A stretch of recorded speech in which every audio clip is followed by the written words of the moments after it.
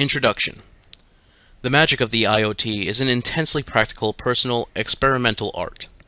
Two major themes run through this book: that altered states of consciousness are the key to unlocking one's magical abilities, and that these abilities can be developed without any symbolic system except reality itself. The magical style of thinking is explored with chapters on alternative belief and the alphabet of desire. A natural inclination towards the darker side of magic is as good a point as any from which to begin the ultimate quest, and half this book is devoted to the black arts. Independently of ancient, dusty books and mystification, the vital elements of many traditions conspire here to create a living art. The Illuminatis of Thanateros are the magical heirs to the Zoskia cultus and the Argentamastrum, or AA. This book, written originally as a sourcebook for the IoT, Illuminatis of Thanateros, is now being released for those who wish to work alone and for those seeking admission to the order, although the initiate is referred to as he throughout. The reader should understand that this is merely in keeping with the traditional style of magical texts of this type, and that this course of study by no means excludes women. The Order and the Quest. The secrets of magic are universal, and of such a practical physical nature as to defy simple explanation. Those beings who realize and practice such secrets are said to have achieved mastership.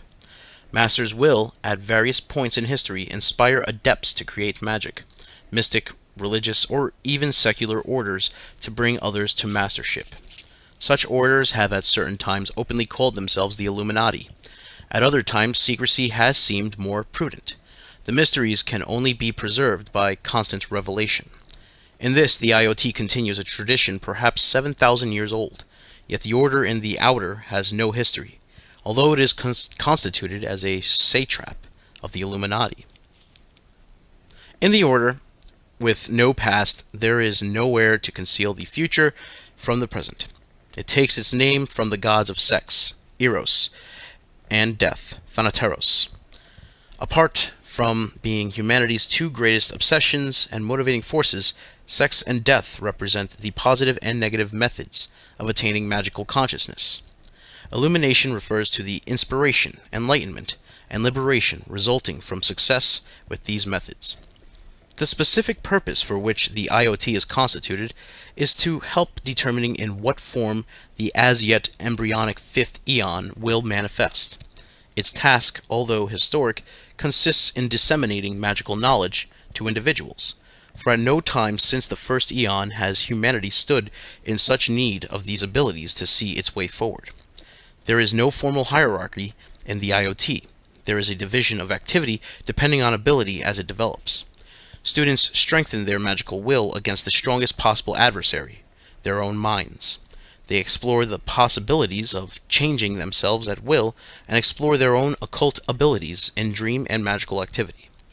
Initiates familiarize themselves with all forms of occult attainment and seek to perfect themselves in some particular form of magic. They should also find others capable of aspiring to the order and offer them help. Adepts seek perfection in all aspects of personal magical power, wisdom, and liberation. Masters seek to realize the aims of the order by whatever forms of action or non-action they deem appropriate. Diagram 1 is an exposition of the survival of magical traditions from the first eon to the fifth.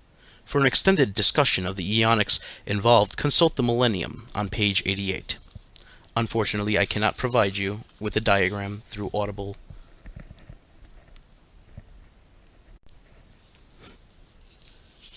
Liber MMM, the studentship syllabus of the 4th degree IoT. Liber MMM. This course is an exercise in the disciplines of magical trance, a form of mind control having similarities to yoga, personal metamorphosis, and the basic techniques of magic. Success with these techniques is a prerequisite for any real progress with the initiate 3rd degree syllabus. A magical diary is the magician's most essential and powerful tool. It should be large enough to allow a full page for each day. Students should record the time, duration, and degree of success of any practice undertaken. They should make notes about environmental factors, conducive or otherwise, to the work. Those wishing to notify the order of their intention to begin the work are invited to do so via the publisher. Mind control. To work magic effectively, the ability to concentrate the attention must be built up until the mind can enter a trance-like condition. This is accomplished in a number of stages: absolute motionlessness of the body, regulation of the breathing, stopping of thoughts, concentration on sound, concentration on objects, and concentration on mental images. Motionlessness. Arrange the body in any comfortable position and try to remain in that position for as long as possible.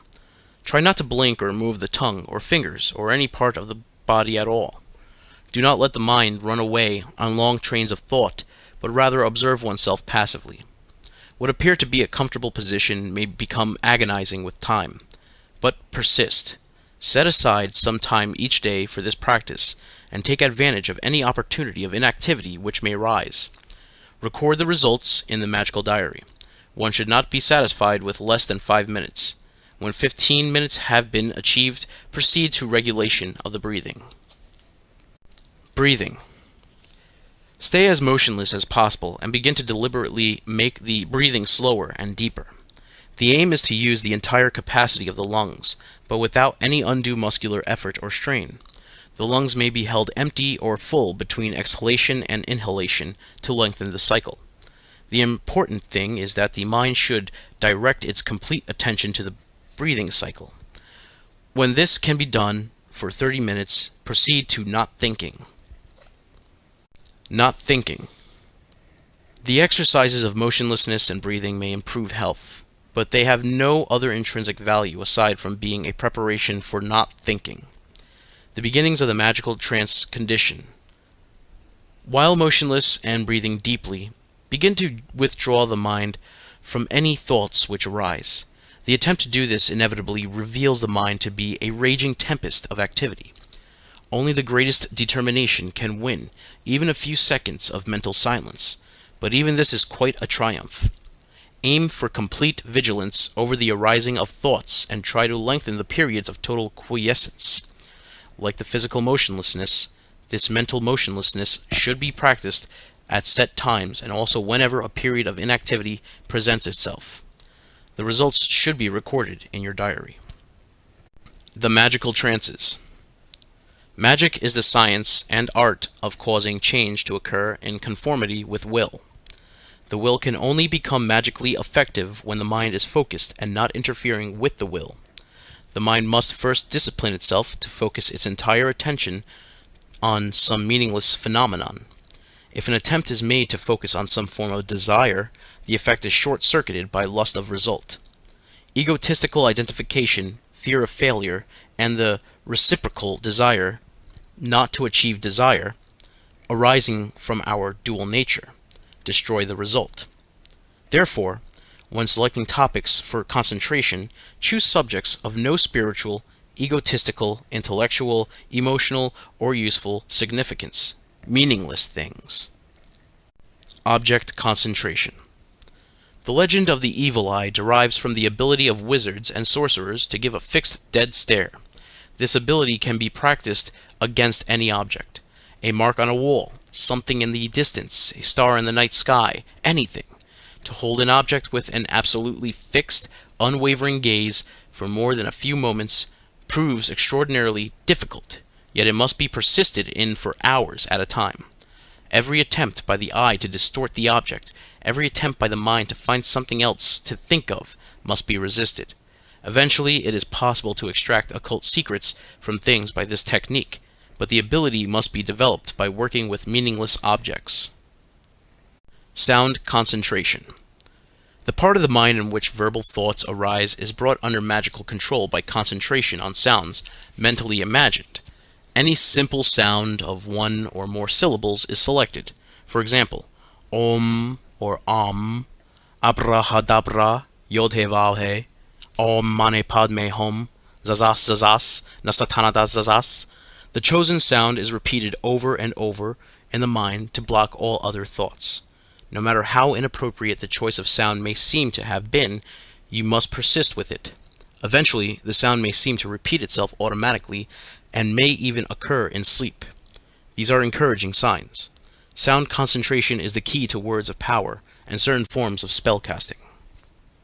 Image concentration. The part of the mind in which pictorial thoughts arise is brought under magical control by image concentration. A simple shape such as a triangle, circle, square, cross, or crescent is chosen and held in the mind's eye, without distortion, for as long as possible. Only the most determined efforts are likely to make the imagined form persist for any time. At first, the image should be sought with the eyes closed. With practice, it can be projected onto any blank surface. This technique is the basis of casting sigils and creating independent thought forms. The three methods of attaining magical trance will only yield results if pursued with the most fanatical and morbid determination.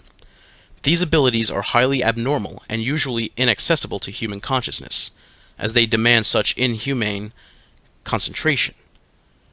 But the rewards are great. In the magical diary, record each day's formal work and whatever extra opportunities have been utilized. No pages should be left blank. Metamorphosis. The transmutation of the mind to magical consciousness has often been called the Great Work. It has a far-reaching purpose leading eventually to the discovery of the true will. Even a slight ability to change oneself is more valuable than any power over the external universe. Metamorphosis is an exercise in willed restructuring of the mind.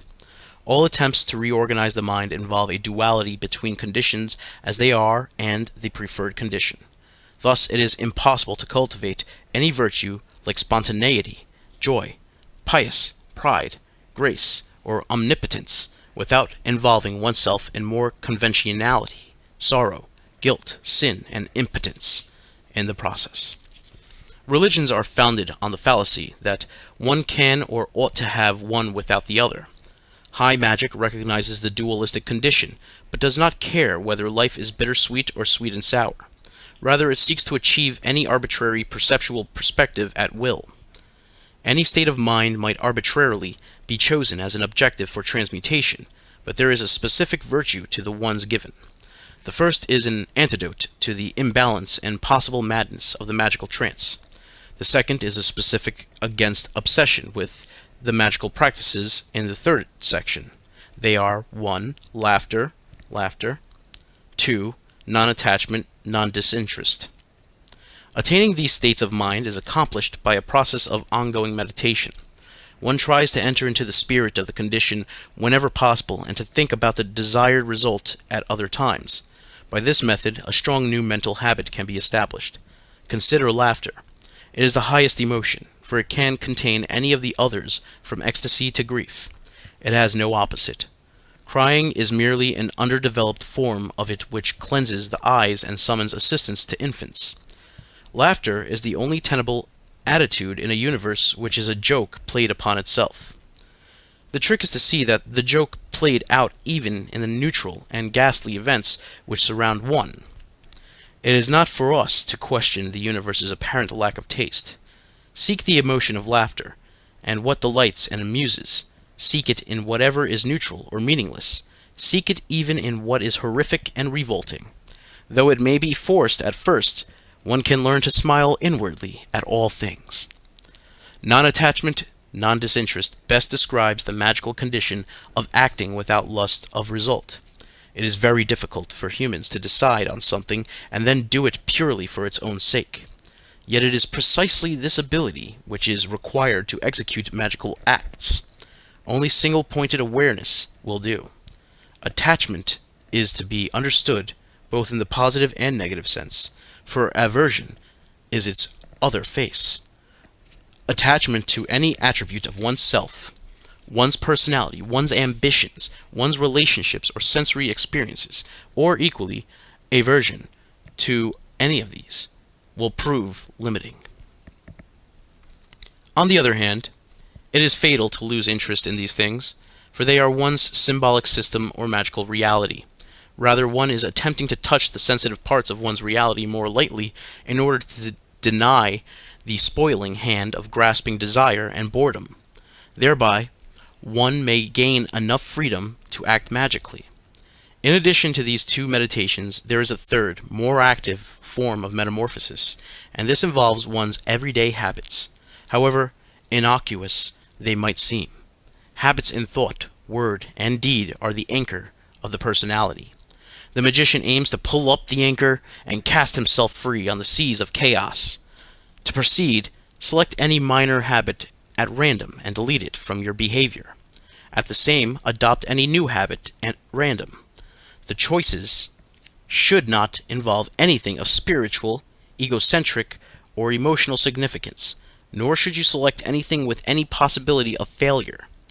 By persisting with such simple beginnings, you become capable of virtually anything. All works of metamorphosis should be committed to the magical diary. Magic. Success in this part of the syllabus is dependent on some degree of mastery of the magical trances and metamorphosis. This magical instruction involves 3 techniques: ritual, sigils, and dreaming. In addition, the magician should make himself familiar with at least one system of divination: cards, crystal gazing, rune sticks, pendulum, or divining rod. The methods are endless. With all techniques, aim to silence the mind and let inspiration provide some sort of answer. Whatever symbolic system or instruments are used, they act only to provide a receptacle or amplifier for inner abilities. No divinatory system should involve too much randomness. Astrology is not recommended. Ritual is a combination of the use of talismanic weapons, gesture, visualized sigils, word spells, and magical trance. Before proceeding with sigils or dreaming, it is essential to develop the effective banishing ritual. A well-constructed banishing ritual has the following effects. It prepares the magician more rapidly for magical concentration than any of the trance exercises alone. It enables the magician to resist obsession if problems are encountered with dream experiences or with sigils, becoming conscious. It also protects the magician from any hostile occult influences which may assail him. To develop a banishing ritual, first acquire a magical weapon, a sword, a dagger, a wand, or perhaps a large ring. The instrument should be something which is impressive to the mind and should also represent the aspirations of the magician. The advantages of hand-forging one's own instrument or discovering them in some strange way cannot be overemphasized. The banishing ritual should contain the following elements as a minimum. First, the magician describes a barrier about himself with the magical weapon. The barrier is also strongly visualized. 3-dimensional figures are preferable. See Figure 1 on page 20. Second, the magician focuses his will on a visualized image, for example, the image of the magical weapon, or his own imaginary third eye, or perhaps a ball of light inside his own head. A sound concentration may additionally or alternatively be used. Third, the barrier is reinforced with power symbols drawn with the magical weapon. The traditional 5-pointed star or pentagram can be used, or the 8-pointed star of chaos, or any other form. Words of power may also be used. Fourth, the magician aspires to the infinite void by a brief but determined effort to stop thinking. Sigils. The magician may require something which he is unable to obtain through the normal channels. It is sometimes possible to bring about the required coincidence by the direct intervention of the will, provided that this does not put too great a strain on the universe.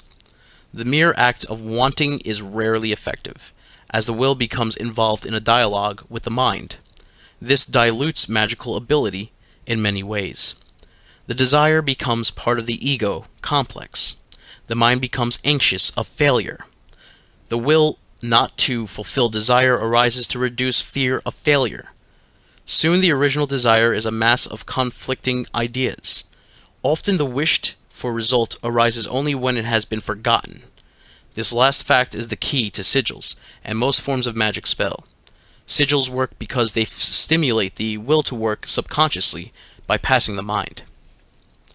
There are 3 parts to the operation of a sigil. The sigil is constructed. The sigil is lost to the mind. The sigil is charged. In constructing a sigil, the aim is to produce a glyph of desire, stylized so as not to immediately suggest the desire. It is not necessary to use complex symbol systems. Figure 2 shows how sigils may be constructed from words, from images, and from sounds. The subject matter of these spells is arbitrary and not recommended. To successfully lose the sigil, both the sigil form and the associated desire must be banished from normal waking consciousness. The magician strives against any manifestation of either by a forceful turning of his attention to other matters. Sometimes the sigil may be burnt, buried, or cast into an ocean. It is possible to lose a word spell by constant repetition, as this eventually empties the mind of associated desire. The sigil is charged at moments when the mind has achieved quiescence through magical trance, or when high emotionality paralyzes its normal functioning. At these times, the sigil is concentrated upon, either as a mental image or mantra, or as a drawn form. Some of the times when sigils may be charged are as follows: during magical trance, at the moment of orgasm or great elation, at times of great fear, anger, or embarrassment, or at times when intense frustration or disappointment arises. Alternatively, when another strong desire arises, this desire is sacrificed, forgotten, and the sigil is concentrated on instead. After holding the sigil in the mind for as long as possible, it is wise to banish it by evoking laughter. A record should be kept of all work with sigils, but not in such a way to cause conscious deliberation over the sigilized desire. The diagram on constructing a sigil is as so. A. Word method. I wish to obtain the Necronomicon. You need to eliminate the repeated letters. Then you get letters rearranged to give a pictorial sigil. That is one method. Then there's method B, pictorial method to restrain adversary. Then you take the picture of a human figure and organize it as so in this diagram, and then you get a finished sigil. And then there's C, a mantrical spell method. In this one, it is I want to meet a succubus in a dream, and then he reconstructs it, rearranges it all, and it changes to Howie Emner Kusad, finished mantra. And that is a mantra. That is the third method. These are all the methods that are provided in this book in this diagram. Dreaming. The dream state provides a convenient egress into the fields of divination, entities, and exteriorization, or out-of-the-body experience. All humans dream each night of their lives, but few can regularly recount their experiences even a few minutes after waking. Dream experiences are so incongruous that the brain learns to prevent them interfering with the waking consciousness. The magician aims to gain full access to the dream plane and to assume control of it. The attempt to do this invariably involves the magician in a deadly, bizarre battle with his own psychic censor, which will use almost any tactics to deny him these experiences. The only method of gaining full access to the dream plane is to keep a book and writing instrument next to the place of sleeping at all times. In this, record the details of all dreams as soon as possible after waking. To assume conscious control over the dream state, it is necessary to select a topic for dreaming. The magician should start with simple experiences, such as the desire to see a particular object, real or imaginary, and master this before attempting divination or exteriorization. The dream is set up by strongly visualizing the desired topic in an otherwise silenced mind immediately before sleep. For more complex experiences, the method of sigils may be employed. A record of dreams is best kept separate from the magical record, as it tends to become voluminous. However, any significant success should be transferred into the magical diary. Though one may get to fear the sight of it, a properly kept magical record is the surest guarantor of success in the work of Liber MMM. It is both a work of reference with which to evaluate progress, and most significantly, a goad to further effort. The Initiate Syllabuses, 3rd Degree IoT, Liber Lux, Liber Nox. The magic art may be subdivided in many ways, by the ethical tone of the intent, by the moralistic qualities of the effects, into high and low, and so on. The division favored here is more temperamental. White magic leans more towards the acquisition of wisdom, and a general feeling of faith in the universe. The black form is concerned more with the acquisition of power, and is reflective of a basis of basic faith in oneself. The end results are likely to be not dissimilar, for the paths meet in a way impossible to describe. Initiates are at liberty to work with material from either or both. The so-called middle way, or path of knowledge, consisting of the acquisition of second-hand ideas, is an excuse to do neither, and leads nowhere. Liber Lux. Being the initiate, third-degree syllabus of the magical order of the Illuminatis of Thanateros in white magic, the subject is divided in accordance with the schema shown in Figure 3, and we discuss the theoretical aspects of chaos, kia, duality, ether, and mind. Duality describes humanity's usual condition. Happiness exists only because of misery, pain because of comfort, good because of evil, yang because of yin, black because of white, birth because of death, and existence because of non-existence. All phenomena must be paired, as the senses are only equipped to perceive differences. The thinking mind has the property of splitting everything it encounters into two, as it is a dualistic thing itself. Yet, there is a part of man which is of a singular nature, although the mind is unable to perceive it as such. Man considers himself a center of will and a center of perception. Will and perception are not separate, but only appear so to the mind. The unity which appears to the mind to exert the twin functions of will and perception is called kia by magicians. Sometimes it is called the spirit or soul or life force instead. Kia cannot be experienced directly because it is the basis of consciousness or experience, and it has no fixed qualities which the mind can latch onto. Kia is the consciousness, it is the elusive I, which confers self-awareness, but does not seem to consist of anything itself. Kia can sometimes be felt as ecstasy or inspiration, but it is deeply buried in the dualistic mind. It is mostly trapped in the aimless wanderings of thought and in identification with experience and in that cluster of opinions about ourselves called ego. Magic is concerned with giving the kia more freedom and flexibility and with providing means by which it can manifest its occult power. Kia is capable of occult power because it is a fragment of the great life force of the universe. Consider the world of apparent dualisms we inhabit. The mind views a picture of this world in which everything is double. A thing is said to exist and exert certain properties, being and doing. This calls for the concepts of cause and effect or causality. Every phenomenon is seen to be caused by some previous thing.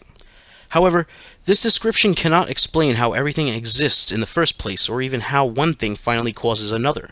Obviously, things have originated and do continue to make each other happen.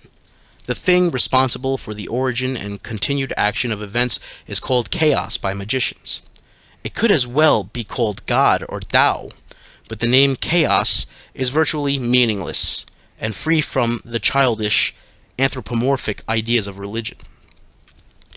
Chaos is also the force which adds increasing complexity to the universe by spawning structures which were not inherent in its component parts.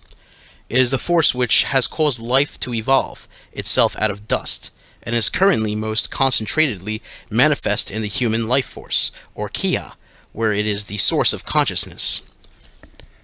Kia is but a small fragment of the great life force of the universe, which contains the twin impulses to immerse itself in duality and to escape from duality. It will continuously reincarnate until the first impulse is exhausted. The second impulse is the root of the mystic quest, the union of the liberated spirit with the Great Spirit. To the extent that the kia can become one with the chaos, it can extend its will and perception into the universe to accomplish magic. Between chaos and ordinary matter, and between kia and the mind, there exists a realm of half-formed substance called ether. It is dualistic matter, but of a very tenuous, probabilistic nature. It consists of all the possibilities which chaos throws out, which have not yet become solid realities. It is the medium by which the non-existent chaos translates itself into real effects. It forms a sort of backdrop out of which real events and real thoughts materialize. Because etheric events are only partially evolved into dualistic existence, They may not have a precise location in space or time. They might not have a precise mass or energy either, and so do not necessarily affect the physical plane. It is from the bizarre and indeterminate nature of the etheric plane that chaos gets its name, for chaos cannot be known directly. From the etheric realm of nascent possibility, only what we call sensible, casual, probable, or normal events usually come into existence. Yet, as centers of Kia or chaos ourselves, we can sometimes call very unlikely coincidences or unexpected events into existence by manipulating the ether. Such is magic. Even the physical sciences have begun to blunder into the etheric with their discoveries of quantum indeterminacy and virtual processes in subatomic matter.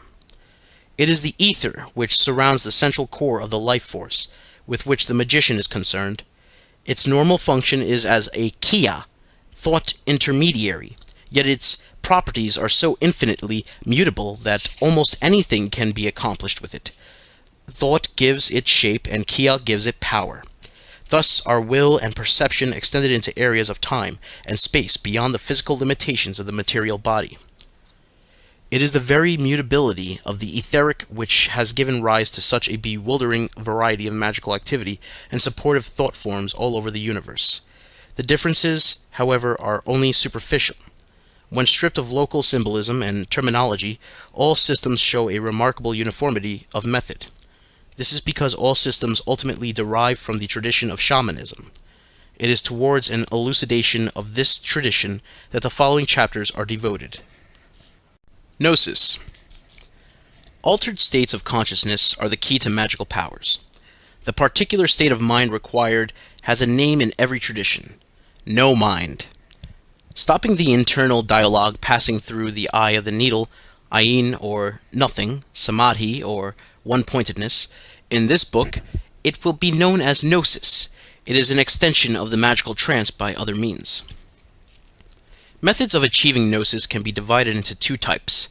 In the inhibitory mode, the mind is progressively silenced until only a single object of concentration remains.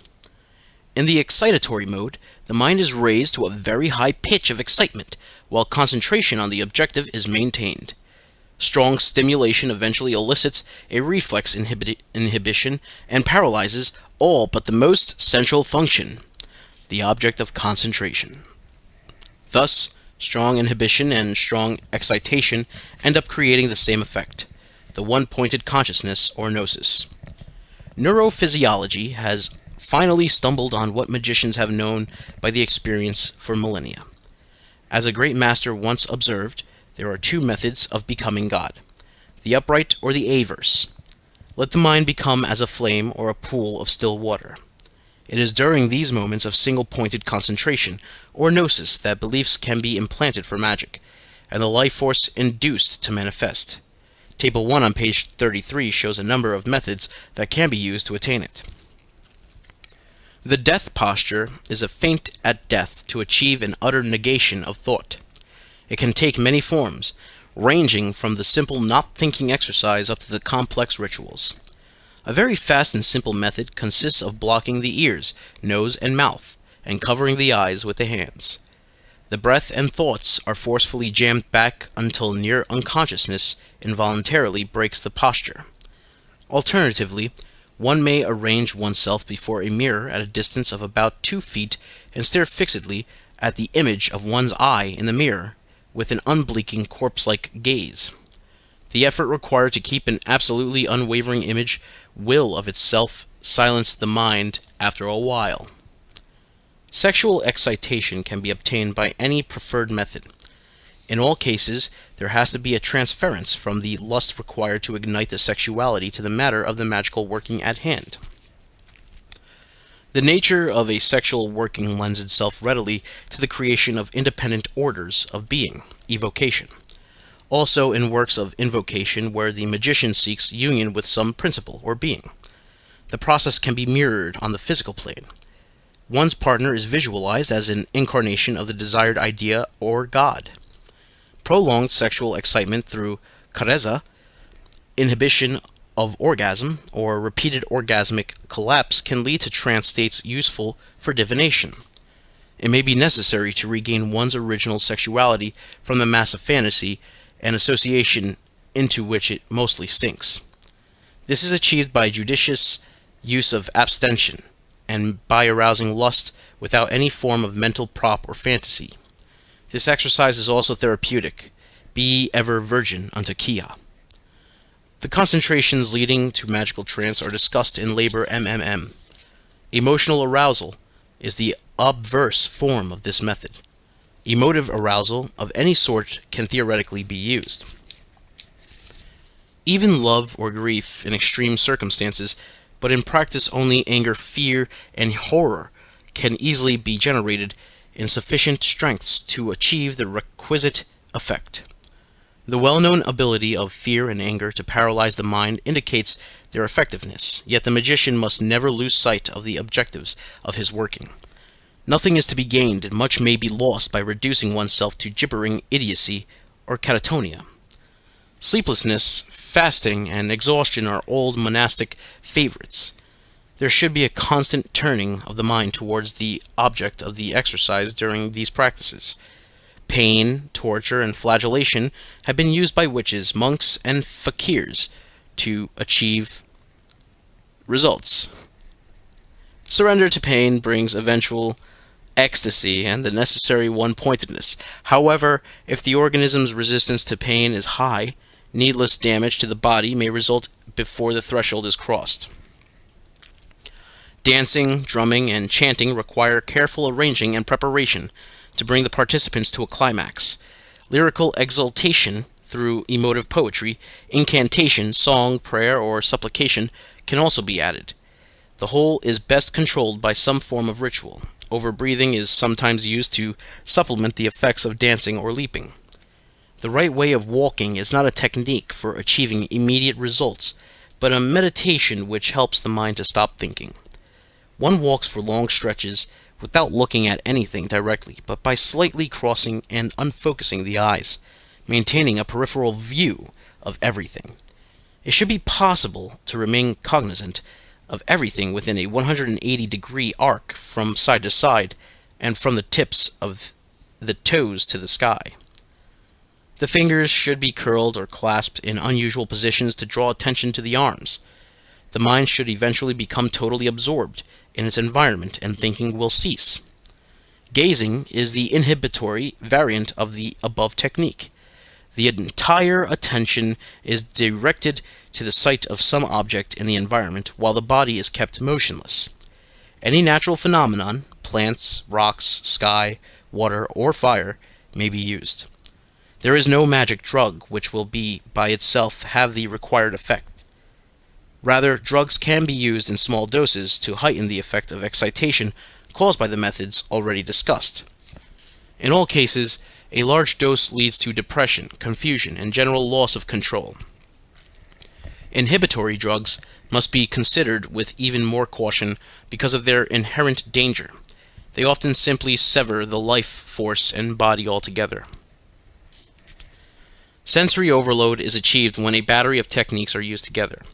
For example, in certain tantric rites, the candidate is first beaten by his guru. Hashish is forced down him, and he is taken at midnight to a dark cemetery for sacred sexual intercourse. Thus he achieves union with his god. Sensory deprivation is the essence of the monastic cell, the mountain cave, the walled-up hermit, and the rites of death, burial, and resurrection. Much the same effect can be achieved with hoods, blindfolds, earplugs, repetitive sounds, and restricted movements. It is far more effective to completely obliterate all sensory inputs for a short period than to simply reduce them over a longer one. Certain forms of gnosis lend themselves more readily to some forms of magic than others. The initiate is encouraged to use his own ingenium in adapting the methods of exaltation to his own purposes.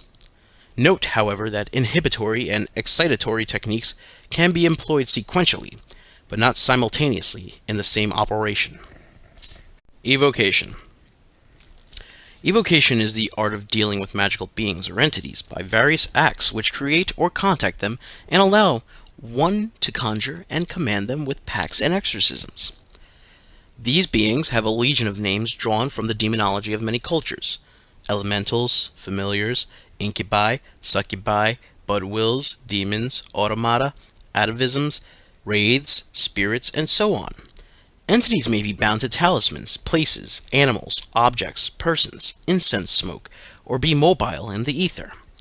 It is not the case that such entities are limited to obsessions and complexes in the human mind. Although such beings customarily have their origin in the mind, they may be budded off and attached to objects and places in the form of ghosts, spirits, or vibrations, or may exert action at a distance in the form of fetishes, familiars, or poltergeists.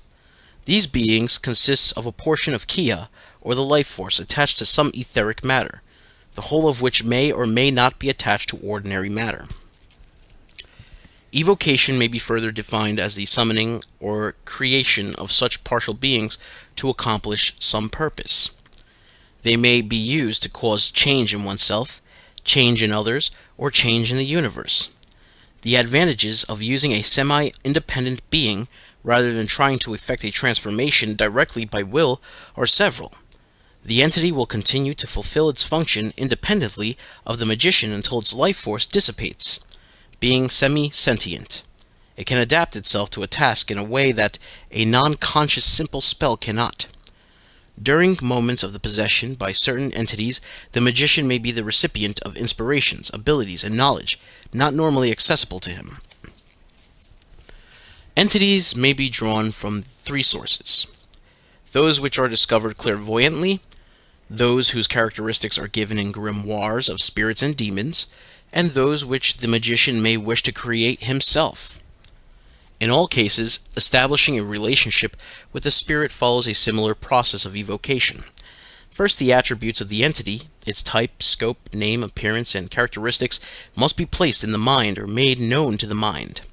Automatic drawing or writing, where a stylus is allowed to move under inspiration across a surface, may help to uncover the nature of a clairvoyantly discovered being. In the case of a created being, the following procedure is used. The magician assembles the ingredients of a composite sigil of the being's desired attributes. For example, to create an elemental to assist him with divination, the appropriate symbols might be chosen and made into a sigil, such as the one shown in Figure 4. A name and an image, and if desired, a characteristic number, can also be selected for the elemental. Secondly, the will and perception are focused as intently as possible, by some Gnostic method, on the elemental sigil or characteristics so that these take on a portion of the magician's life force and begin autonomous existence. In the case of pre-existing beings, this operation serves to bind the entity to the magician's will. This is customarily followed by some form of self-banishing, or even exorcism, to restore the magician's consciousness to normal before he goes forth. An entity of a low order with little more than a singular task to perform can be left to fulfill its destiny with no further interference from its master. If at any time it is necessary to terminate it, its sigil or material basis should be destroyed and its mental image destroyed or reabsorbed by visualization. For more powerful and independent beings, the conjuration and exorcism must be in proportion to the power of the ritual which originally evoked them. To control such beings, the magician may have to re-enter the Gnostic state to the same depth as before in order to draw their power. Any of the techniques of the gnosis can in theory be used in evocation. An analysis of some of the more common methods follows.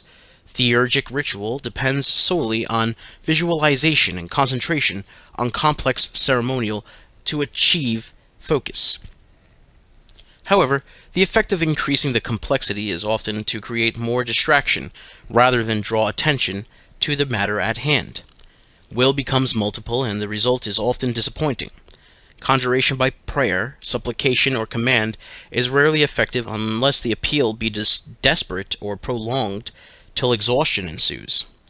This type of ritual can be improved by the use of poetic exaltation, chanting, ecstatic dancing, and drumming. The Goetic tradition of the grimoires used uses an additional technique: terror.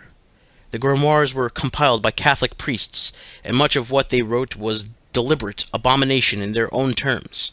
Transport the whole rite to a graveyard or crypt at midnight, and one has compounded a powerful mechanism for concentrating the kya by paralyzing the peripheral functions of the mind by fear. If the magician can maintain control under these conditions, his will is singular and mighty. The Ophidian tradition uses sexual orgasm to focus the will and perception. It is interesting to note that poltergeist activity invariably centers around the sexually disturbed, usually children at puberty, or, more rarely, women at menopause. During these periods of acute tension, intense excitation can channel the mind and allow the life force to manifest frustration outside of the body by hurling objects around. To perform evocation by the Ophidian method, the attributes of an entity in sigillized form are concentrated on at orgasm, and may be afterward anointed with the sexual fluids. The process is rather like the deliberate creation of an obsession. If enough power can be put into it, it will be capable of independent existence. Incubi and succubi are pre-existing entities created by other people's pathological sexuality. Incubi traditionally seek sexual intercourse with living females, and succubi with males, often in sleep. However, both forms are almost invariably male, though. Succubi may make some slight attempt to disguise themselves as females. Unfortunately, they are both predatory and stupid, with little power of motivation for anything but sex. Sacrifice has been used in the past to create fear or terror, or to invoke the gnosis of pain in support of goetic-type evocations. However, this method easily exhausts itself, and the sorcerer may end up wading in oceans of blood, much as the Aztecs did, for very little result. Blood sacrifice is most effective, and most easily controlled by the use of one's own blood, which is customarily allowed to fall upon the sigil, or talisman, of the demon. However, the power to control blood sacrifice usually brings with it the wisdom to avoid it in favor of other methods. Conjuration to visible appearances to prove to oneself or others the objective reality of spirits is an ill-considered act. The conditions necessary for its appearance will always allow the retention of the belief that such things are the result of hypnosis, hallucination, or delusion. Indeed, they are an hallucination, for such things do not normally have a physical appearance and have to be persuaded to assume one.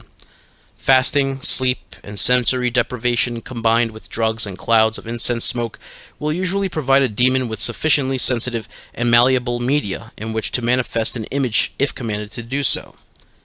The medieval idea of a pact is an over-dramatized, but it contains a germ of truth. All one's thoughts, obsessions, and demons must be reabsorbed before Kia can become one with chaos. However useful such things may be to him in the short term, the sorcerer must eventually recant. Invocation. The ultimate invocation, that of Kia, cannot be performed. The paradox is that as Kia has no dualized qualities, there are no attributes by which to invoke it. To give it one quality is merely to deny it another. As an observant dualistic being once said, "I am that I am not." Nevertheless, the magician may need to make some rearrangements or additions to what he is. Metamorphosis may be pursued by seeking that which one is not, and transcending both in mutual annihilation. Alternatively, the process of invocation may be seen as adding to the magician's psyche any elements which are missing. It is true that the mind must be finally surrendered as one enters fully into chaos, but a complete and balanced psychocosm is more easily surrendered. The magical process of shuffling beliefs and desires attendant upon the process of invocation also demonstrates that one's dominant obsessions or personality are quite arbitrary, and hence more easily banished. There are many maps of the mind, psychocosms, most of which are inconsistent, contradictory, and based on highly fanciful theories. Many use symbology of god forms, for all mythology embodies a psychology. A complete mythic pantheon resumes all of man's mental characteristics. Magicians will often use a pagan pantheon of gods as the basis for invoking some particular insight or ability. As these myths provide the most explicit and developed formulation of the particular ideas extant. However, it is possible to use almost anything from the archetypes of the collective unconscious to the elemental qualities of alchemy. If the magician taps a deep enough level of power, these forms may manifest with sufficient force to convince the mind of the objective existence of the god.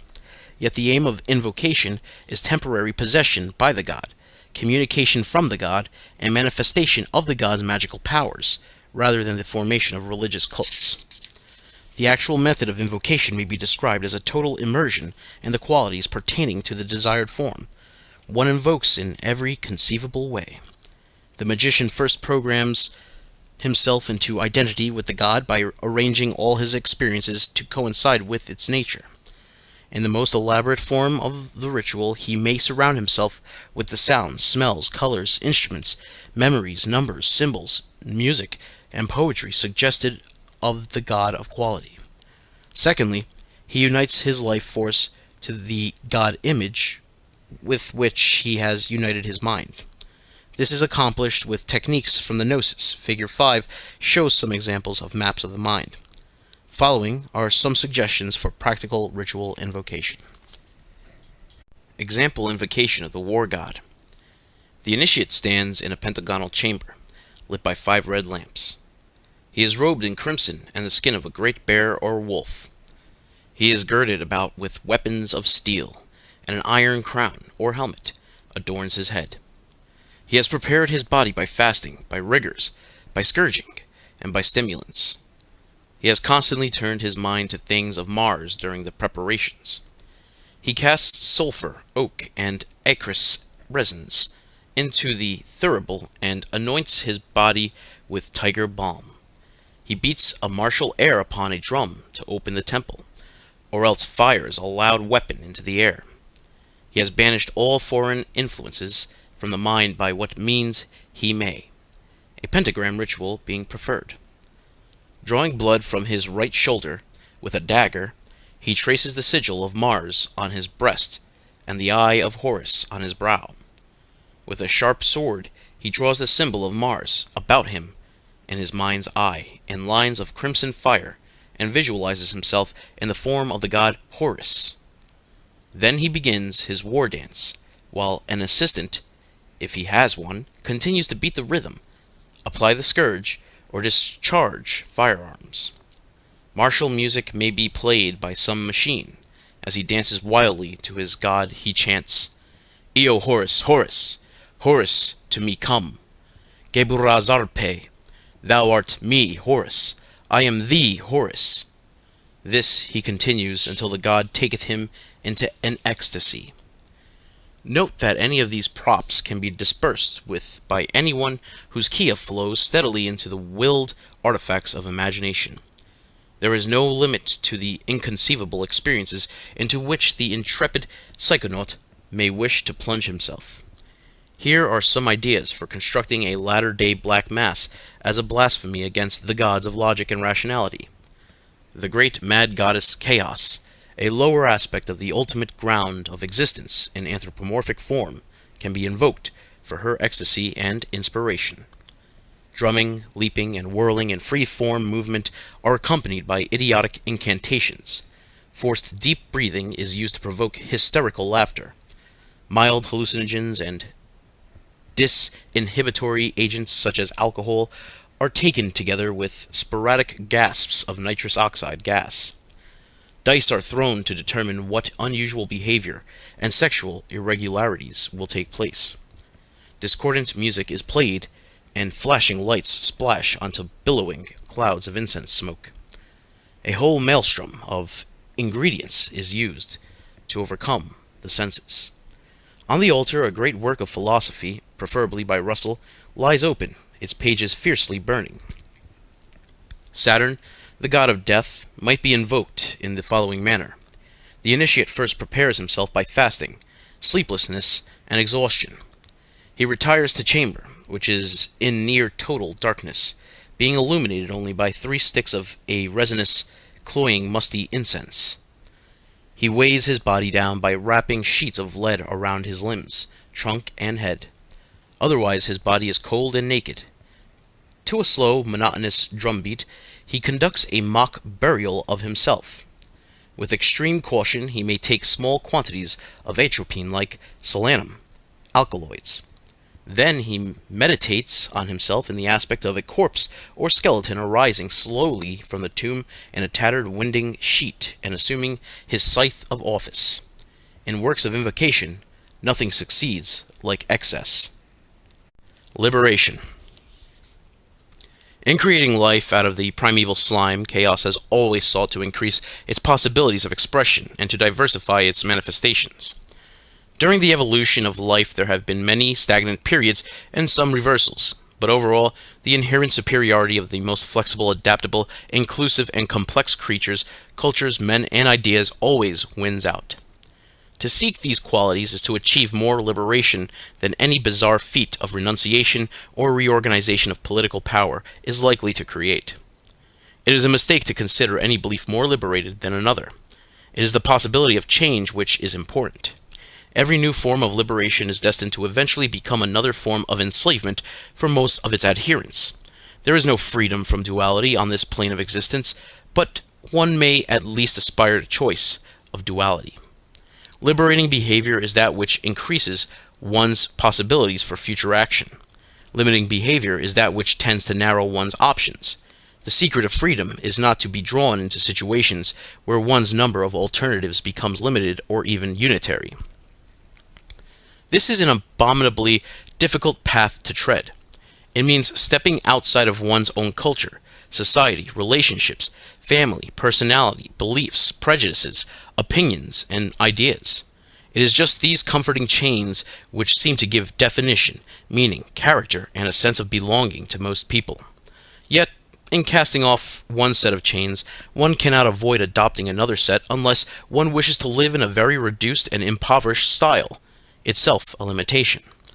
The solution is to become omnivorous. Someone who can think, believe, or do any of a half-dozen different things is more free and liberated than someone confined to only one activity. For this reason, Sufi mystics were required to master a handful of secular trades in addition to their occult studies. Chief among the techniques of liberation are those which weaken the hold of society, convention, and habit over the initiate, and those which lead to a more expansive outlook. They are sacrilege, hearsay, iconoclasm, bioaestheticism, and anathemism. Sacrilege, destroying the sacred. Energy is liberated when an individual breaks through rules of conditioning with some glorious act of disobedience or blasphemy. This energy strengthens the spirit and gives courage for further acts of insurrection. Put a brick through your television. Explore sexualities which are unusual to you. Do something you normally feel to be utterly revolting. You are free to do anything, no matter how extreme, so long as it will not restrict your own or somebody else's future freedom of action. Hearsay. Alternative definitions. By seeking out ideas which seem bizarre, crazy, extreme, arbitrary, contradictory, and nonsensical, you will find that the ideas you previously clung to as reasonable, sensible, and humanitarian are actually just as bizarre, crazy, and so on. Whatever is suppressed, restricted, ridiculed, or despised almost always contains a telling counterpoint to mainstream ideas. An argument always disagree, especially if your opponent begins to voice your own opinions. Iconoclasm, breaking images. Immense gulfs exist in human affairs between theory and practice, means and ends. Contrast pornography and romance, cordon bleu, gluttony and skeletal famine, dignity and masturbation. Consider violence as entertainment, mass slaughter for idealism's sake. Look at what goes on in the name of religion and the consumer society. Relish the cacophony of neurosis, fantasy, and psychosis, which guides material sensationalists' culture to an uncertain end. Picking through society's dirty underwear, we discover its real habits. You can extend this list indefinitely, and indeed you should, for human folly is without limit, though society does much to disguise its darker side. Cynicism, sadness, or laughter is the magician's privilege. Bioasceticism, the body. There is a thing more trustworthy than all the sages, and which contains more wisdom than a great library. Your own body. It asks only for food, warmth, sex, and transcendence. Transcendence, the urge to become one with something greater, is variously satisfied in love, humanitarian works, or in the artistic, scientific, or magical quests of truth. To satisfy these simple needs is liberation indeed. Power, authority, excessive wealth, and greed for sensory experience or aberrations of these things. Anathemism, self-destruction. Sidestepping conventionally still leaves you with a mass of prejudices, idiosyncrasies, identifications, and preferences which give comfort and definition to the personality or ego. An idea cannot be said to be completely understood till you understand the conditions under which it is not true. Similarly, you cannot be said to possess a personality until you are able to manipulate or discard it at will. Anathemism is a technique practiced directly upon yourself. Eat all loathsome things till they no longer revolt. Seek union with all that you normally reject. Scheme against your most sacred principles in thought, word, and deed. You will eventually have to witness the loss of putrefaction of every loved thing. Therefore, reflect upon the transitory and contingent nature of all things. Examine everything you believe, every preference and every opinion, and cut it down.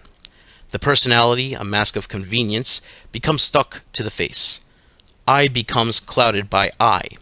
The human spirit becomes a trivial mess of petty identifications. The most cherished principles are the greatest lies. I think, therefore I am. But what is I?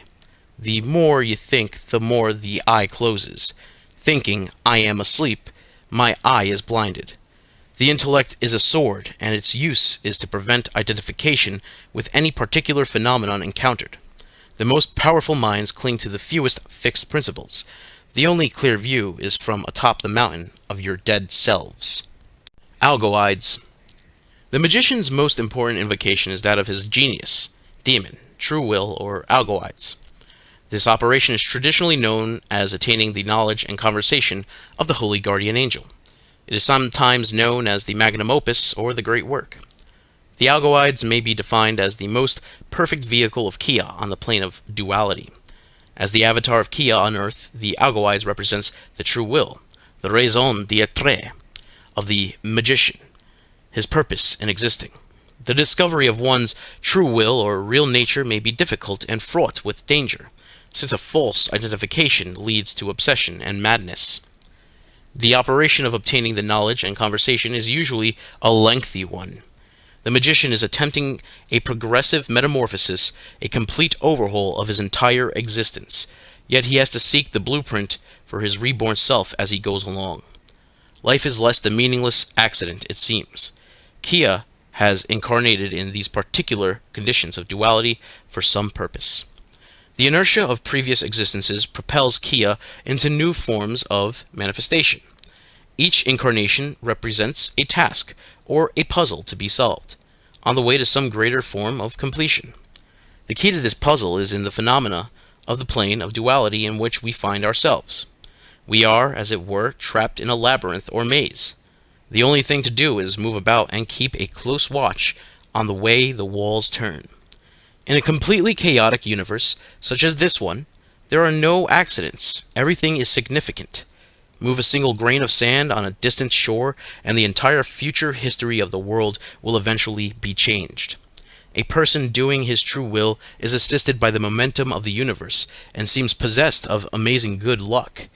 In beginning the great work of obtaining the knowledge and conversation, the magician vows to interpret every manifestation of existence as a direct message from the infinite chaos to himself personally. To do this is to enter the magical world view in its totality.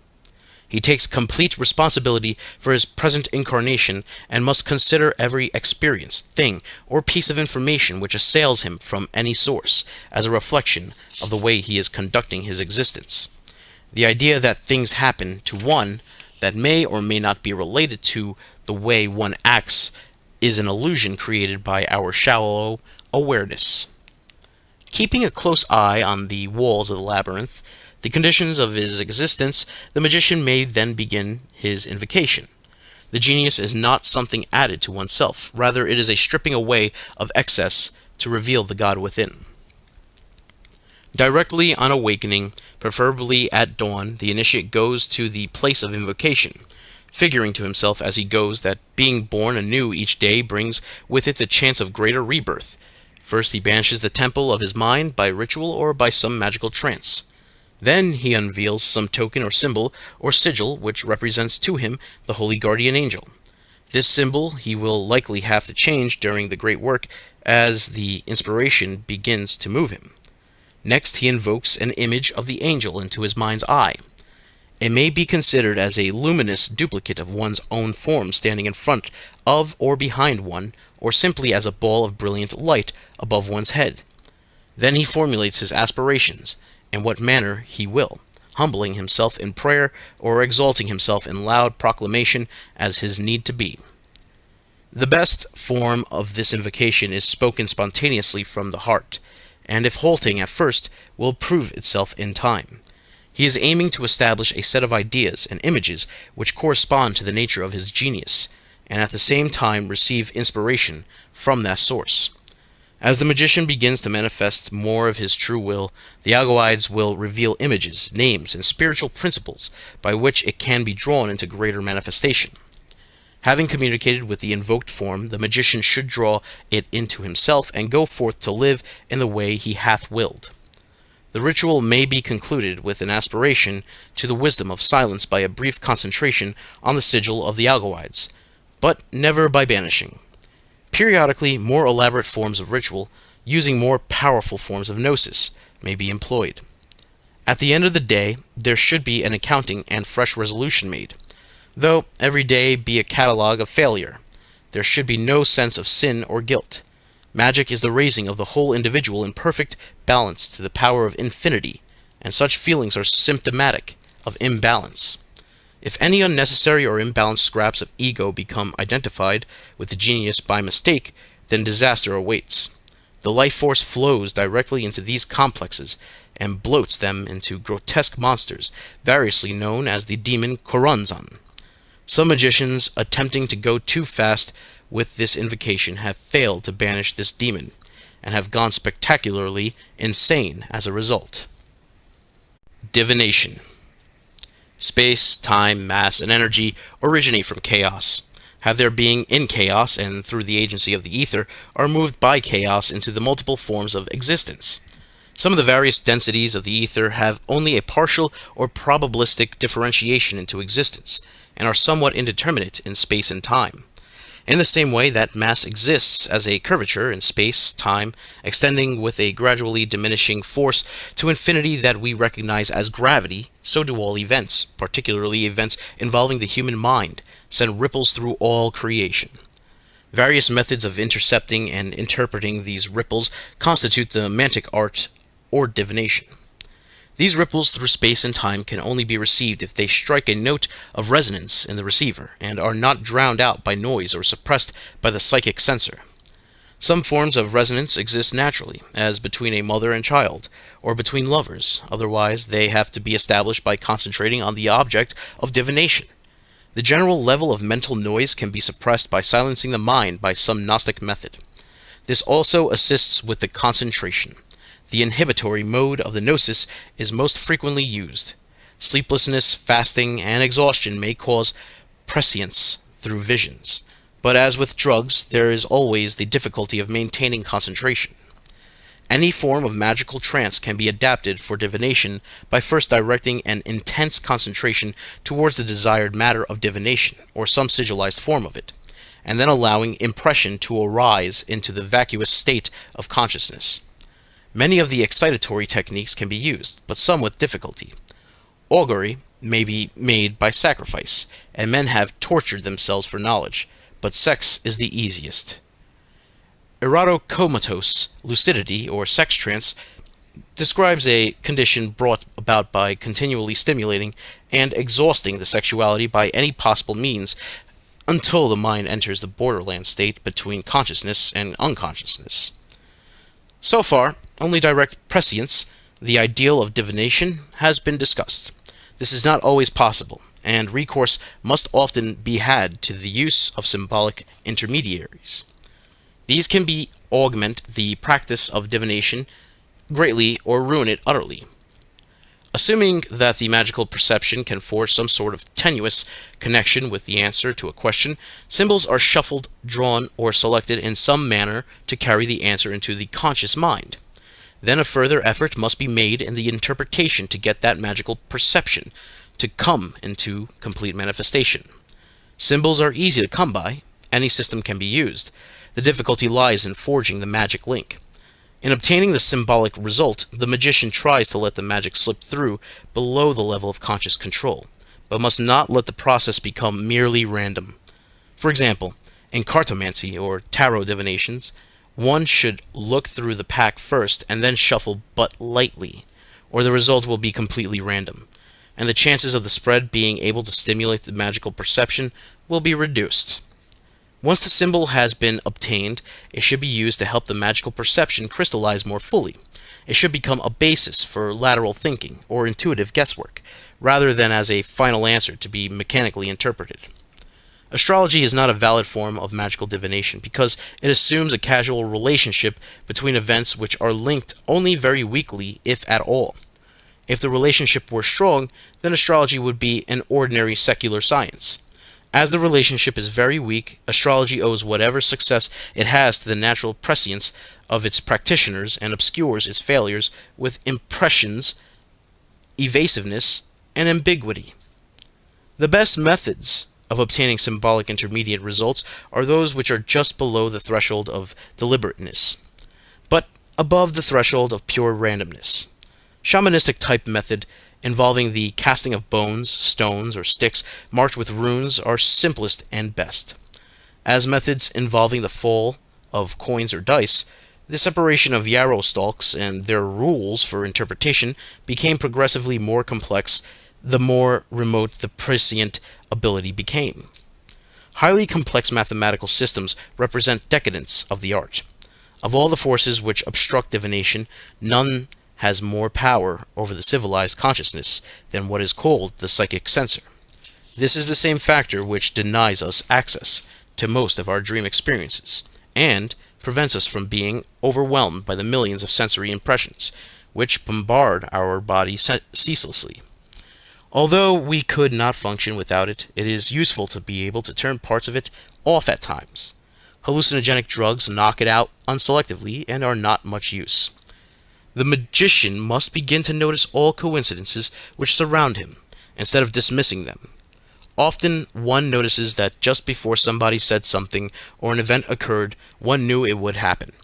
This can happen several times a day, but we somehow almost unbelievably manage to dismiss it each time and not connect the occurrences together.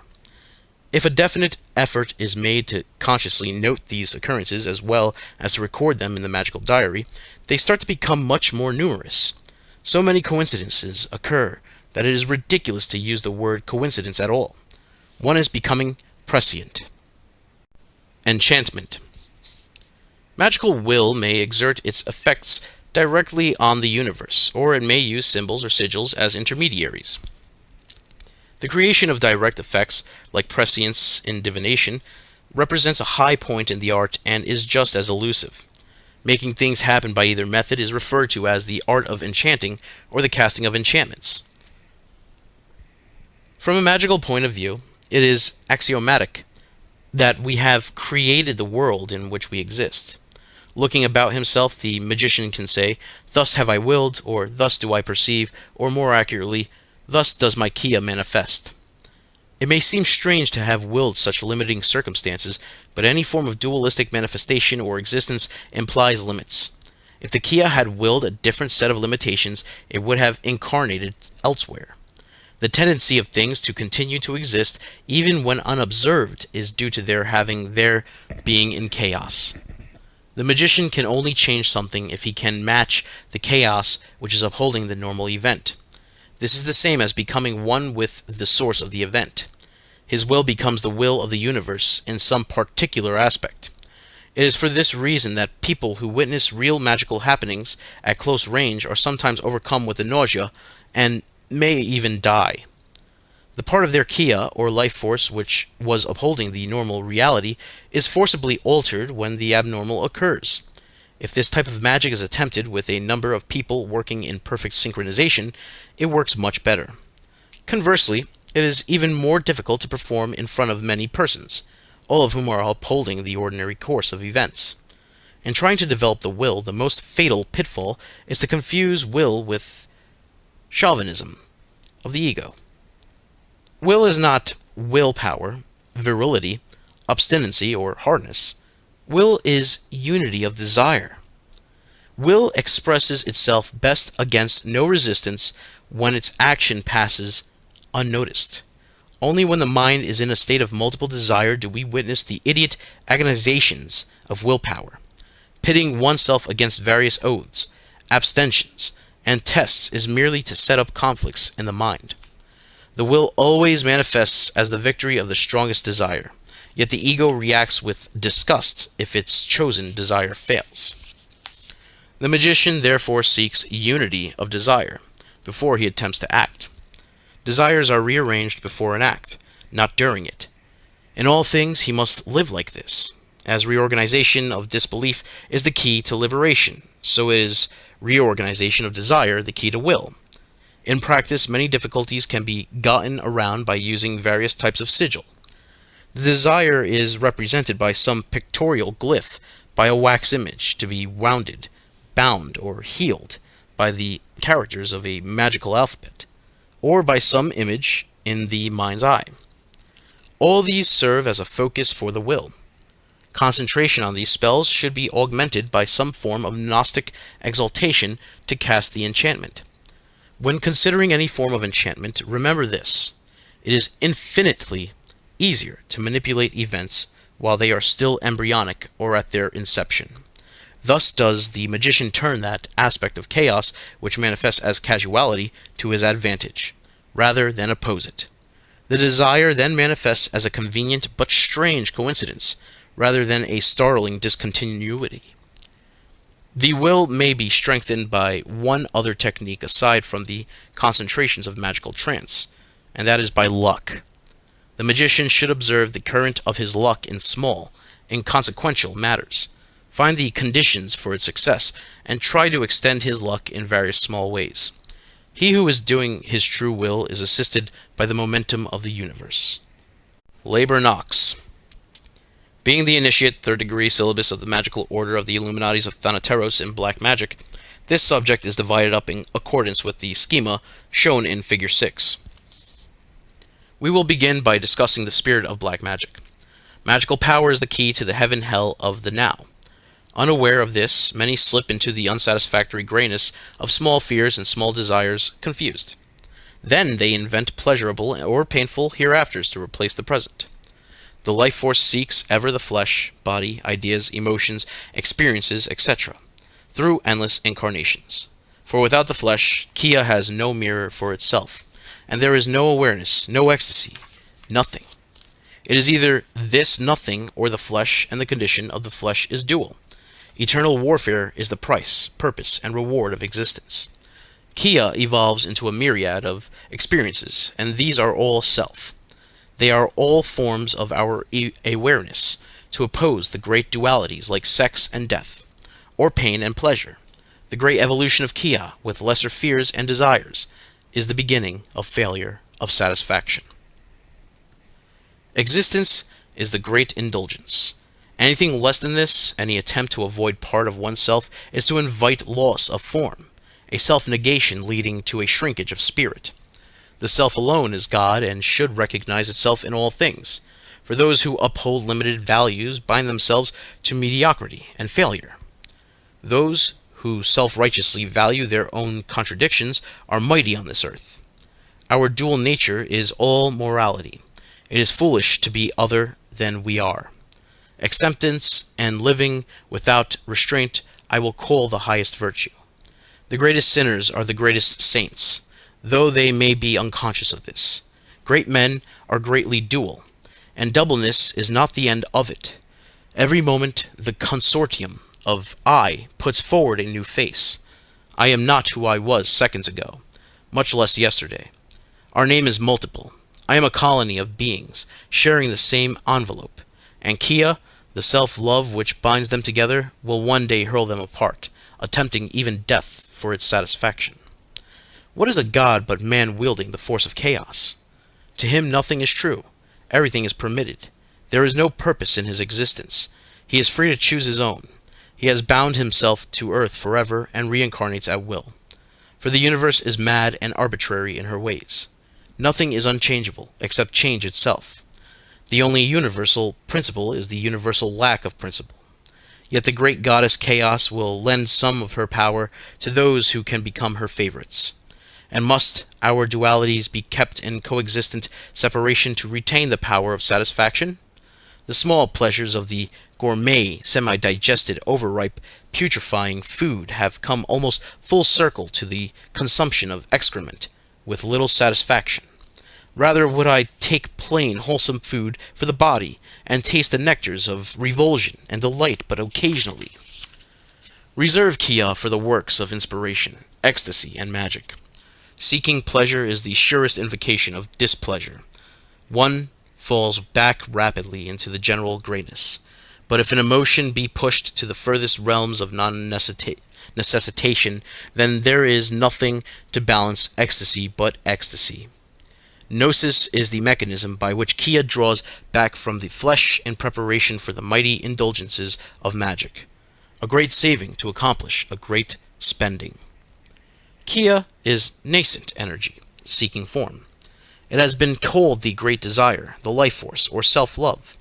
It can be represented by Atu O, the tarot fool, or zero, or the Joker. Its heraldic beast is the vulture, for it ever descends to take its satisfaction among the living and the dead. The experience I received was this, that my innermost self, or soul, or spirit, was no thing formless, without quality, nameless, pure power, yet it was anything that it touched. I am this illusion, and I am not this illusion. Amen. Sorcery. Sorcery is the art of using material bases to effect magical transformations. The advantage of using such material bases is that the power residing in them can be built up over a period. 4 main types of material base are used. Those which contain reserves of a particular type of power, such as fetishes, talismans, spirit traps, and amulets. Those which act to carry some effect to its target, like powders, filters, wax images, and knotted cords. Those which act as a basis to receive divinatory impressions, and those which act as an anchor for some etheric form, which can be sent like a magical weapon. In addition, blood and semen may be used as sources of the life force. Various other bodily secreta and excreta, hair, fingernails, spittle, etc., can be used to provide magical links with target persons. Talismans, amulets, and fetishes are charged by a process analogous to evocation. Talismans are usually the recipient of some simple charge that evokes strength, courage, health, virility, no mind, sleep, or some other emotion or state of power in its possessor when he concentrates on it. If the talisman is well enough made, it should continue to evoke its effect even when it is not being used for concentration. The form and composition of the material base should be suggestive of the desired effect. Amulets are objects containing a portion of the etheric and life force with a particular task to perform and are semi-sentient. They can only be created by the strongest forms of evocation. They are fashioned in the form of a small man or creature, and during the evocation an etheric duplicate is placed inside the material form. They are most commonly made to protect places or persons within a short radius of action. When such things are created by a group of or tribe of persons over a long period, they are known as fetishes. Any sort of material base is a spirit trap in some way, but some substances, notably crystals, absorb etheric imprints very readily. Quartz crystals, which are large and readily available, can be used to pick up impressions by leaving them near charged places, persons, or objects. If a spirit or elemental is discovered to be inhabiting some place, it can be trapped by plunging a crystal into its form. Enchantment by sorcery is carried out with the aid of various powders, filters, concoctions, wax images, and knotted cords. The material base can be composed of anything suggestive of the desired result, and may include possessions or parts of the body of the intended victim. As the material base is being compounded, the magician does everything possible with concentration, visualization, and Gnostic exaltation to imprint his desire into it. The charged matter is then taken and placed where the victim will come in contact with it. Instruments of sorcery also find their use in the mantic art. Most divinatory tools serve only to receive impressions from the operator's magical perception. Charged instruments contain a residuum of formless etheric energy which actually amplify the impressions. Most devices in this class are magical mirrors, crystal spheres, highly polished surfaces, and pools of dark liquid or blood. The mirror of darkness is an instrument fashioned from black glass or natural obsidian. It should be carried concealed close to the body. It may be charged by using it as a focus for concentration in the magical trance of non-mindedness. One gazes into it unwaveringly for long periods until it opens like a pit or tunnel beneath one. Only after this etheric tunnel has developed is the mirror of darkness ready for use. The perception reaches through the tunnel as the will directs it to other regions of time and space. Magical weapons are created by building an etheric duplicate of some existing device such as a wand, sword, dagger, pointed bone, or dart. The etheric form is kept inside the material base until projected forth by a strong focusing of the will. Skilled sorcerers are able to reach through the mirror of darkness to the target or victim and hurl the magical weapon down after it. Close proximity or even contact with the target is otherwise required. Personal blood sacrifice may be made to a magical weapon, or it may be made the focus of an orgiastic rite and anointed with sexual fluids. But with or without these adjuncts, it is intense, prolonged concentration which imbues these devices with power. Amulets and weapons of great power are sometimes given personal names by which they are controlled. Sometimes such devices have acted quite independently of the incompetents into whose hands they occasionally fall. The Double. The double is described in all magical traditions from ancient shamanism through the Egyptian Ka and the Ki of occult martial arts to ideas of the soul or ghost and in the modern occult concepts of the astral body. It is most commonly seen or experienced when the physical body passes close to death. It does not have a definite fixed shape, although there is a natural tendency for the life force to hold it in the same image as the physical body. Even when it is exteriorized in the body's image, it is not necessarily visible to ordinary perception. Like all etheric matter, its effects on ordinary reality are variable and depend on the ability of the life force to make a real effect coalesce at some point. Thus, the double is able to penetrate solid matter, but at other times it may have a degree of tangibility and be able to affect material happenings. In the occult martial arts, it is projected just beyond the striking surfaces of the body by visualization and a sharp yell which accompany the physical blow. A portion of the etheric force may even be left inside the opponent to cause what is called the delayed death touch. The force may also be projected beyond the body to inform one of the movement of enemies behind and projected to the body's surface towards off blows. In most forms of psychic healing, this same force is projected, commonly through the hands. The double may also be made to take on various alternative forms, most commonly animal form. Theriomorphic, beast-like manifestations of the double are often atavistic. They cause a form of possession by the behavior patterns of the animal concerned. These patterns may lie dormant in our memory, or may be that we have access to etheric memories. Whatever their source, these atavisms create terrifying effects. Even if the etheric beast form is kept within the physical body, it may manifest as strange physical prowess, the ability to cower wild animals and confuse and frighten we humans. Projected beyond the body, it can serve as a vehicle for the consciousness to experience the mode of travel and abilities of the animal. Skilled magicians may attempt bizarre composite forms like griffins and basilisks as magical vehicles. In the normal cycle of birth and death, the life force carries little or nothing from one incarnation to the next. The projection of the double is the basis of deliberately carrying things over into a new incarnation at death. Of all the techniques of gaining access to the double, narcosis is the least controllable and most dangerous. Nevertheless, since time immemorial, magicians have been smearing themselves with pastes compounded from the solanaceae, alkaloids, thornapple, nightshade, and henbane, and consuming various other hallucinogens and trance-inducing drugs as well, just for this purpose. Visualization is the weakest technique used on its own, but it can be acting as a model on which to build that peculiar body sensation which comes from the movements in the ether. Sometimes it is felt as heat, as a sort of itching, or as an acne. One can only persist with imagining something until a sensation develops.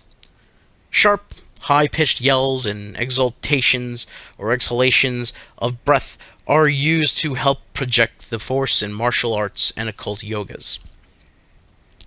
Dreaming is the most challenging and complete method of freeing the double. Ordinary dreams are an ingenious jumble of half-forgotten events, hopes, and worries. They are a more graphic form of the mental chattering, fantasizing, and daydreaming that the waking mind does. In the same way that the day mind learns to differentiate between real things and fantasy, so can the dream consciousness learn the difference between real and fantasy dreams. Real dreams are the key to the double. The first step in creating the double is to establish it in a real dream. The hands are the most easily visible part of the body. Dream consciousness is particularly linked to the sense of sight. The magician strives to see the hands of his double in his dreams. The desire to do this is concentrated on intently before sleep every night for as long as it takes success to crown one's work. During this time, the hands may feature in many ordinary, idle dreams, which may become very complex and bizarre. This is not the desired result. Success is an abrupt and discontinuous experience. The command to see one's hand is suddenly remembered as one realizes one is dreaming. Suddenly, the hands are there in full clear view. The shock is like being rudely awakened from daydreaming or bursting through a membrane. To prevent the shock-causing awakening, the experience should be repeated several times. Then the magician resolves that he will see a particular place that he visits in his waking hours also. Summoning his hands in dream, he looks at them, then moves them aside and tries to find the place he has willed to go to. If the vision begins to fade, he goes back to his hands and tries again. He must strive to get all the details of the place correct and to be there at the same time of the day that the dream takes place. Eventually, he will find that the double actually is at the desired location. When this much has been attained, there is no limit to what he may eventually achieve. Yet one must be prepared to devote every night of the rest of one's life to developing these powers. Transmogrification. The metamorphosis to black magical consciousness, chaos, the life force of the universe, is not human-hearted. Therefore, the wizard cannot be human-hearted when he seeks to tap the force of the universe. He performs monstrous and arbitrary acts to loosen the hold of human limitations upon himself. The magical life demands the abandonment of comfort, conventionality, security, and safety.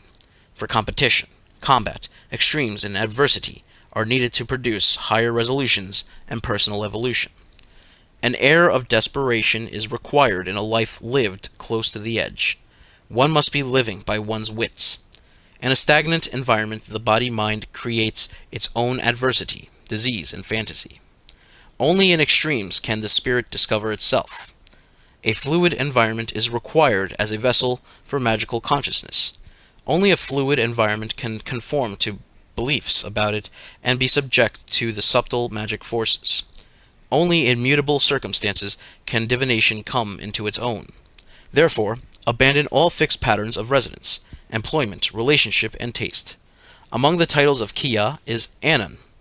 Anon freely transmogrifies its arbitrary personality, refusing any identity defined by its environment. Residing in the ultimate freedom possible on the plane of illusion, it has choice of duality. Everything which exists for it is a form of desire. for this is the universe in which it willed to incarnate. If this were believed to be either heaven or hell, one would feel free to do anything. It is only the fear that is neither which imprisons us.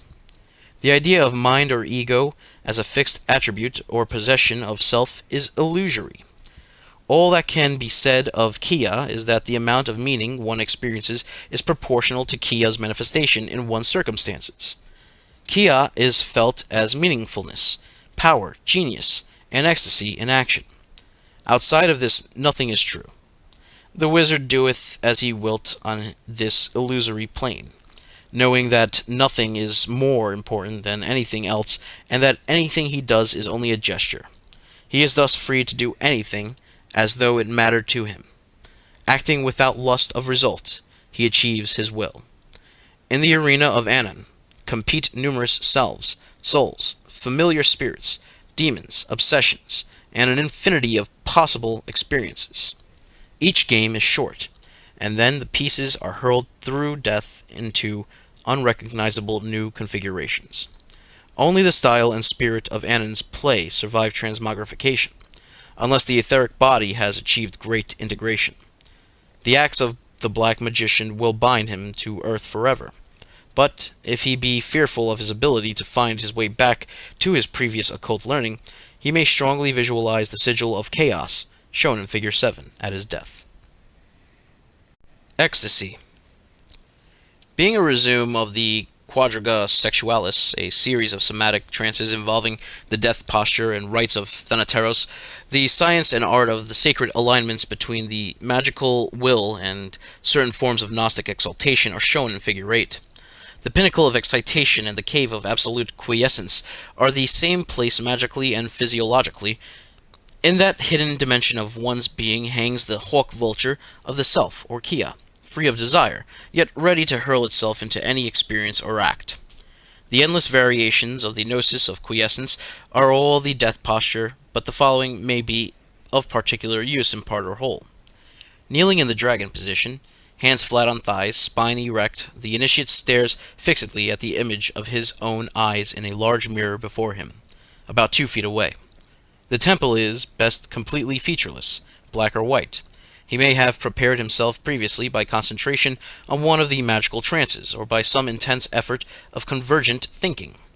Gazing at his own eyes, the initiate stops thinking. No amount of effort, in the usual sense, will avail. Infinite patience will barely suffice. The attention must be continually turned to the eye image until the thinking eventually gives up. Any sort of distortion of the image is symptomatic of thinking and to be avoided. Success is characterized by certain phenomena for which it is useless to strive. There may be a loss of physical perspective or body image. The body may begin to feel vast or microscopic. These phenomena are characteristics of sensory deprivation. They are not the desired result, but indicative of a loosening of belief. The eyes are then closed and the void is entered, as completely as possible. Some image may be used as a receptacle of thought if it be not completely annulled. A visualized shape will do. Hopefully, this too can be allowed to fade, leaving Kya hovering in an immensity. From this condition of transcended desire, it can hurl itself into any form of magic. Inspiration or atavisms can be dredged up from recondite corners of the awareness by sigils. Will and perception can be extended into new dimensions. If the foregoing proves insufficient to achieve gnosis, the magician stands on tiptoes, eyes closed with arms locked behind, the neck stretched and the back arched, the whole body straining to the limit.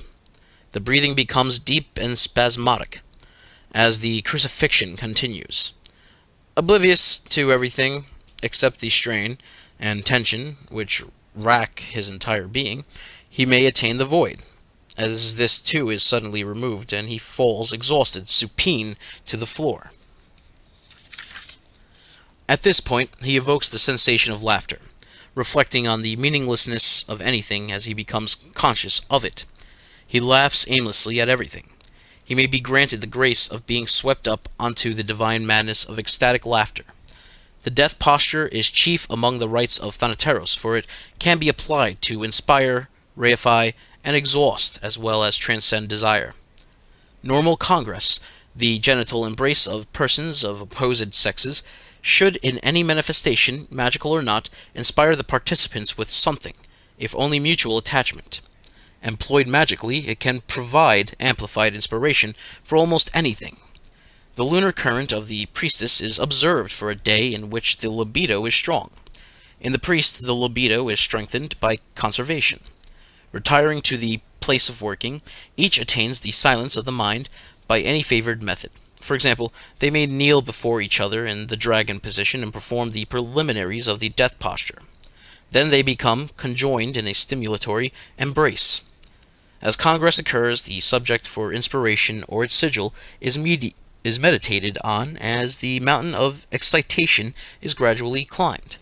As the final step is taken, the desire is abandoned to the subconscious. After the cataclysm, the celebrants aim to remain vacuous but alert, to allow the inspiration to manifest. The reification, or making real of a desire, is possible through the autoerotic mode of the quadrigas sexualis. In this, the mind is kept blank while the sexuality is ignited and brought to a pitch by touch alone. The body is in a supine position, eyes closed with all other senses annulled as far as possible. As the initiate climbs the mountain of excitation, the mind must reject all images and fantasies. As the body goes into the orgasm phase, and in the seconds following, the whole force of the will and perception is focused on the desire, or more conveniently, its sigil. In that brief instant when he is no more, the alignment is made, the obsession formed, the demon born, or the sigil charged, his will sent forth. Eratocomatose lucidity is a variant of this form of congress, in which the desire is to reach the borderland state between consciousness and unconsciousness through which the subconscious images and divinatory impressions flow. The sexuality is stimulated again and again, and if needed be, again and again and again, until the consciousness slips into the shadow world. In practice, the body should be neither too tired nor too comfortable. So preventing the unconsciousness of deep sleep, the body may be unable to sustain many orgasms, particularly if male. Carezza, excitation, stopping short of orgasm, but repeatedly approaching it, may be employed. Exhaustion of desire is a magical process which works on the principle that wished-for events so often seem to occur after we have forgotten about them consciously. It is because the life force then acts through the etheric tension we first created, but of which we are no longer aware of. The chosen desire is concentrated on through all phases of the arousal, discharge, and aftermath of these forms of congress for as long as it takes until the mind begins to react against or get sick of it. The conscious desire, rather than any sigilized form of it, should be used. As soon as the reaction against the desire begins to manifest, the whole thing is banished from the mind by a forcible turning of the attention to other matters. Conscious desire and reaction annulled, the desire will manifest at some time in the future. Random belief. Various stages in the belief cycle of the self are provided in the following sections. Try each or any of them for a week, a month, or a year. This exercise may save one and a necessary incarnation or two. It may also help to make clear the ionic mechanism which creates the various psychic millenniums of past and future history. The beliefs are given in order, with number 1 understood to follow on front from number 6 in a circle. Atheism and Taoism are presented in both their early and degenerate phases to make clear the stages of change, and to permit the use of the sacred cube. Dice option number 1, Paganism. The gods show themselves in all things, in the elements, tempestuous and placid by turns, in the seas, the mountains, the green fields, in the hail and in the lightning. They show themselves as various animals, and they show themselves in metals and in stones. Most of all, they show themselves in the mind of man, impelling him to love, to war, to fortune, or to disaster. The gods watch over everything in the world. There is no thing not under the auspices of some god or other. For in all things there is both substance and essence. The gods came out of chaos, and from the gods came the essences of all things. Some gods giving essences to some things and others to different things. Man contains the essences of all the gods. What is good or what is ill is what is pleasing or displeasing to the gods. But what is pleasing to Mars may not please Venus. Hence there is war in heaven, and even as there is war in man. Yet by making an appropriate invocation or offering, we may set matters aright and gain their favors. If we live always in devotion to our patron god, and do not displease the others overmuch, our shade will go at death to rejoin the essence of its deity. Dice option number 2, Monotheism. There is but one God who created everything. He created man in his own image. He gave man free will to do good or evil. Good is what pleases God. Evil displeases him. After you die, God will reward you or punish you for pleasing or displeasing him. God also created angels and demons. These are spirits with free will. Some remained good, some became evil. These spirits help man to become good, or tempt him to do evil. If you stop doing something evil, God will be pleased. If you stop doing something you enjoy for God's sake, he is also pleased. You may pray to God and ask him for help. You may worship him with prayer also. By this he will be pleased. To know how to be good and please God, you must obey the teachings and the authority of the religious hierarchy he has established on earth as the one true religion. Dice option number 3, Atheism. The idea of God or a personal soul is a hypothesis we have no need of. Besides, there is not the slightest scrap of material evidence that will stand up to examination. Let's stick to what's real, shall we? There is always some sort of a reason or explanation for everything, even if we haven't managed to work it all out yet. But we are doing pretty well. I mean, you've only to look around yourself. The whole universe works on a sensible cause and effect basis. It's only hocus pocus if you're too primitive to work out how it works. Free will, for instance, is probably just an illusion caused by some defect in the neuro-electro-biochemical plumbing in the brain. But we will all go on using it till we find out. After all, enjoyment is the whole point in life. The only sort of morality or law worth having is that which stops fools from spoiling their own or other people's enjoyment in the long run. And when you're dead, until we find evidence to the contrary. Dice option number 4, Nihilism, late atheism. Material causality is everything. Science can probably explain away everything. There is nothing which is not caused by something else. But this is no explanation. The world now seems accidental, arbitrary, and without meaning. We can know how everything happens, but there is no reason why. The universe has become predictable, but meaningless. That is the burden of intelligence, of being able to see through it all. There is obviously no spirit or personal survival after death. Hence there is no reason to do anything, or for that matter, to restrain from doing anything.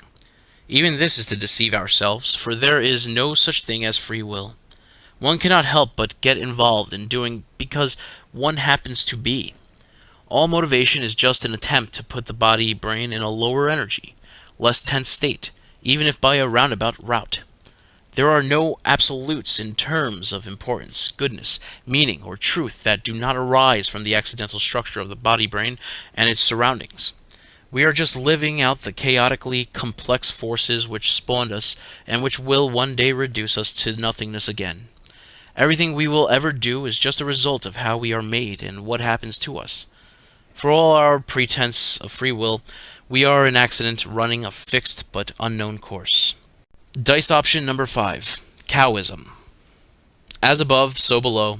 I am the universe. The life force in us is the life force of the universe. The subtle force in us, ether, is the subtle force of the universe. The gross matter in us is the gross matter of the universe. To chaos, nothing is true, and everything is permitted, though it has limited itself to the principle of duality in building this world for itself. For a further elucidation of these beliefs, consult the Book of Chaos in its entirety. Dice option number 6, Superstition, low Taoism. All phenomena having come from the one source, there exist mysterious connections between things with similarities. All like things contain the same signature or essence. They share the same spirit. This essence or spirit can be made to go into other things by bringing the signature-bearing objects into contact with whatever is being treated. This is the principle of contagion. All things being connected in diverse mysterious ways, one can take augury from anything, about anything, of which it reminds one. There is nothing that is not an omen about something else to him that has the wit to know it. And by similar wisdom, anything can be effected by performing the required action on some other thing that reminds one of it. Like attracts like, the principle of similarity. Wisest of all are those who know the most deeply hidden connections. They are able to be reminded of the obscure by the more obscure. They know what sacrifices are to be made to adjust or placate the essences of things. Morality is the avoidance of misfortune. One's next incarnation will be as whatever creature of which one's activity in life is most reminiscent. The alphabet of desire. Except for the curious condition of laughter, which is its own opposite, emotion follows a dual pattern. Love and hate, fear and desire, and so on. The following alphabet of desire includes all the basic root emotions arranged as complementary dualisms in a form suggestive of the classical gods, or ruach, of Kabbalah. Pagan philosophers saw human qualities mirrored in nature and cast these giant reflections of themselves as gods. It is therefore unsurprising that most pagan cosmologies contain a complete spectrum of our psychology in God form. The main divisions of emotion have been equated with planetary God forms. Each of these principles manifests in three important forms, represented here by the alchemical principles of mercury, sulfur, and salt or earth. The mercurial exalting spiritual form indicates the cathartic, ecstatic Gnostic mode. Overstimulation of any emotive function creates a mental paroxysm in which the whole consciousness may be caught up. This is experienced as a great release or catharsis, and are higher levels, ecstasy. Finally, the one-pointed consciousness essential to mysticism and magic may supervene, in which the life force can act directly. The Gnostic condition is also the key to radical changes of belief or conversion. Any belief presented in this condition is likely to be retained due to the hypersuggestibility of the vacuous state of the mind. The sulphurous, quickening active form indicates the ordinary basic drives to copulate, to destroy, to be attractive by favorable stimuli and repelled by harmful ones. This is the normal functional mode of the emotion, from which the ecstatic and earthly modes are derived. The earthy, heavy, sluggish form is evoked when the emotion is balked of expression or becomes tainted with an admixture of its opposite. It turns in on itself rather than seek fulfillment in action or ecstasy. The greater duality which rules all emotions is shown in Table 2, Figure 9 on page 78. It shows us that the root of every emotion is always its opposite. Armed with this self-knowledge, the magician may ever ride the shark of his desire across the ocean of the dual principle to a gratuitous ecstasy. Anticipating the earthly dysfunctional modes, he may transmute their energies and obtain his satisfaction in other forms. An alternative desire or its sigil is made the focus of concentration in the climate of a negative emotion. It will soon be realized. The 21 principles have each been given a simple pictorial glyph and a one-word mnemonic. The glyphs can be employed in various spells and sigils, but the words are mostly quite inaccurate attempts to capture a feeling. The 21 principles can be equated with the trumps of the tarot if desired. Kia is equated with the Fool. There is additionally a supplementary alphabet of 4 principles to cover the somatic emotions of the pain, pleasure, and depression elation dualities. Sex and death, the force which creates is also the which destroys. The cellular mechanisms which make reproduction and growth possible are also those which cause aging and death. Release and dissolution. Glyphs escape from the dual condition, implosive conjunction. The death posture includes all trances intended to bring the mind to complete stillness. Concentration on a single stimulus, a thought, an image, a sight, or a sound may hasten the effect of removing all other stimuli. At the moment of the most profound and utter stillness, the magician controls his universe. Sexuality most often brings man a fleeting glimpse of ecstasy. The magician first observes chastity for a period, then he takes every measure to bring himself to the highest point of excitation. Ordinary lust is transcended. Having served its purpose, the consciousness soars to new peaks of excitation and may pass into something else altogether. Destruction and lust. Antagonism, sexual conjunction. Lust, the impulse to seek sexual union, is a necessary function of the organism, and remarkable only in the staggering variety of fetish objects to which it can be directed. Bloodlust and the urge to wanton destructiveness serve few useful purposes. Their existence is inexplicable, except in dual terms. The desire for union with various things and persons is coexistent with an equally strong desire for separation from various phenomena. In extreme forms, this manifests as the desire to lay waste to certain aspects of one's universe with a frenzy which parodies sexual lust. Atrophy and frustration. Glyphs, loss of form by dissolving, failure of conjunction. As frustration is balked lust, so is the boredom, laziness, depression, and self-disgust of atrophy, a failure to destroy or separate oneself from undesirable events. The attempt to capitalize one's lust or destructiveness by indulgence for entertainment is also a sure evocation of frustration and atrophy. Fear and desire. May it not be that our wished-for treasure islands lay precisely within those images of horror and revulsion we normally reject? Terror and joy. Glyphs, black pit of fear, upward, outward, leaping. Fear, if pushed to a high pitch rapidly, will paralyze the mind. Strange alternative magical perceptions may then sometimes be glimpsed, and the will, if focused on a single objective, is mighty. Terror as a tool of magic is an essential ingredient of many initiatory and mystic schools. The gnosis of joy is more difficult to attain, but a flight of geese against the sunset, contemplate of religious imagery, or intense nostalgia, have, for some, been enough to tip the scales of mystic perception. Fright and attraction. Glyphs, being attacked, coming together.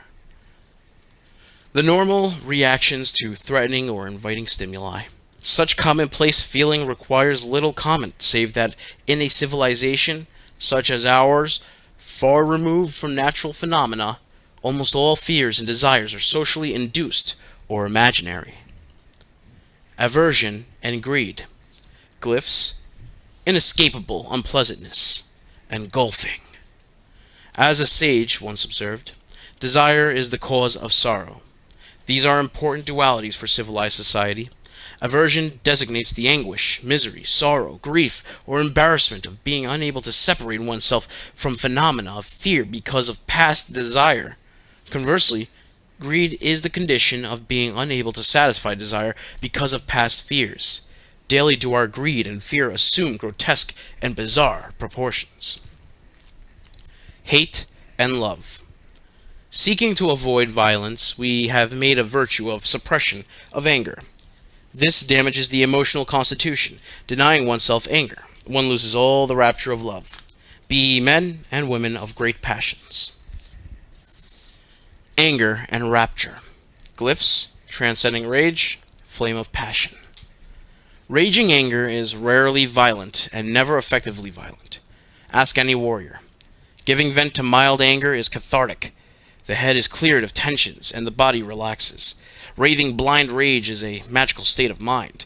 It is useful for casting one's will upon the universe and may, for skilled practitioners, be a gateway to trance states. Entrancement is also a feature of rapture. Bhakti Yoga, the way of love of a god, has parallels in Western mysticism. The force of all-consuming love may carry one into the power of the mystic void. Aggression and passion. Glyphs, a weapon embracing. Passionate devotion to one's mate, offspring, and tribe is as natural as the impulse to give battle to thieves, enemies, competitors, and predators. Now that society's aggression has been institutionalized on the national scale, It has to be ritualized on the personal and regional scale as sport. Loathing and attachment. Glyphs, anger turned inward, useless appendages. The condition of loathing results from being unable to forget, avoid, or destroy an object of hate. That is, one is unable to break one's attachment to it. Attachment itself is a form of love in which the love becomes a mere useless appendage when passion is balked of fulfillment and a partial reaction, an element of loathing, has entered in. Laughter and laughter. Glyph concealed at the center of the mandala. Rejected by science, which cannot explain it away. Derided by religion, whose piety it deflates. Used only to embarrass pretension in art and philosophy.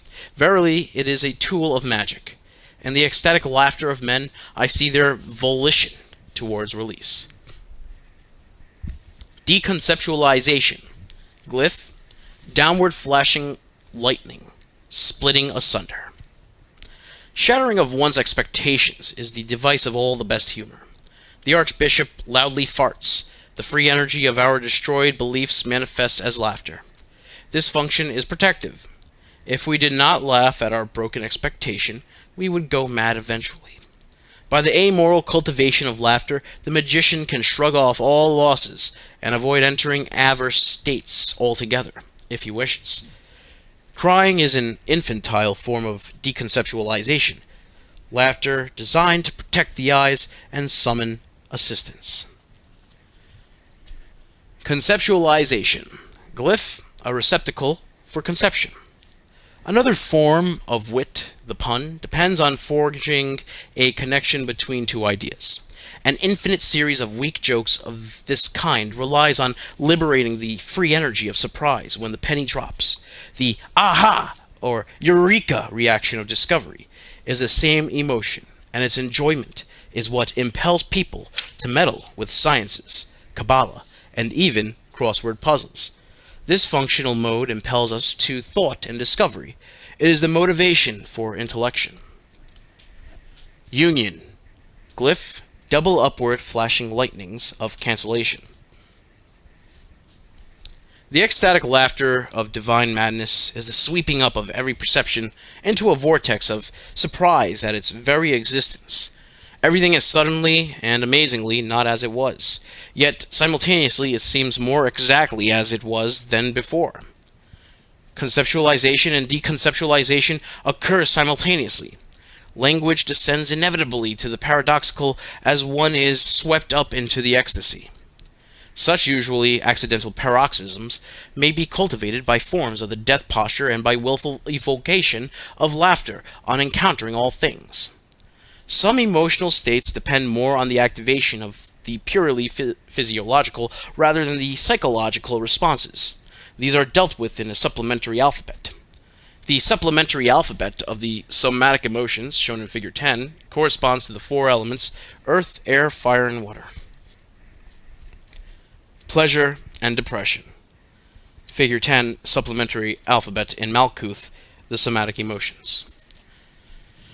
No emotion is a purely mental event. All emotions are dependent on complex chemical and nervous reactions to environment. The somatic body emotions, however, may be recognized as having a more direct relationship to the senses and general tone of the nervous system.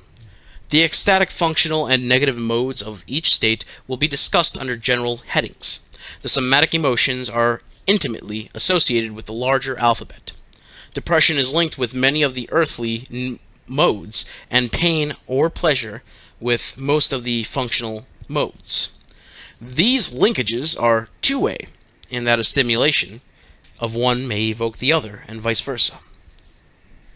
Pain and pleasure. Glyphs, penetration and gentle touch. Instinctive movements towards or away from stimuli, or various types and intensity, are linked with the emotions of pleasure and pain.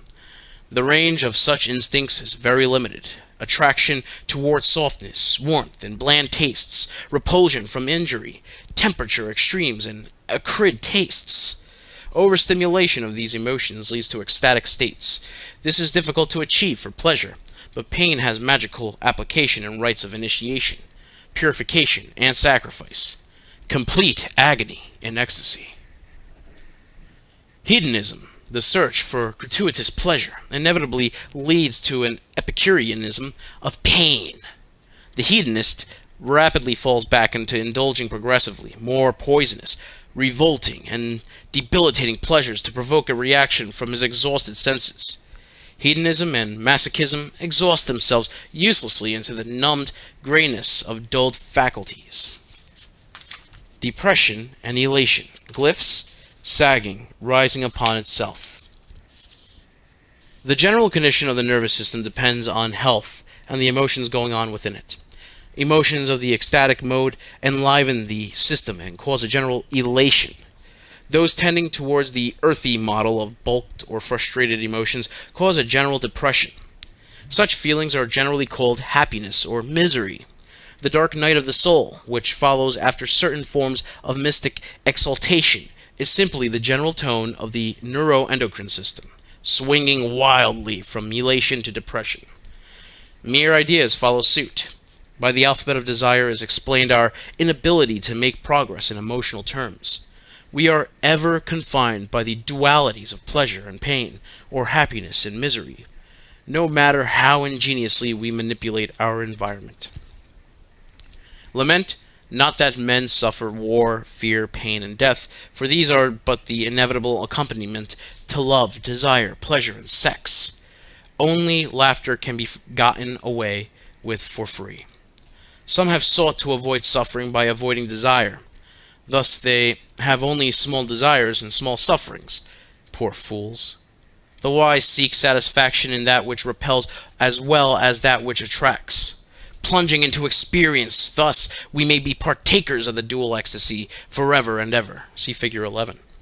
Even if satisfaction of some emotion be balked and we are unable to rise above it to ecstasy, then it is possible to transmute the trapped energy for other purposes.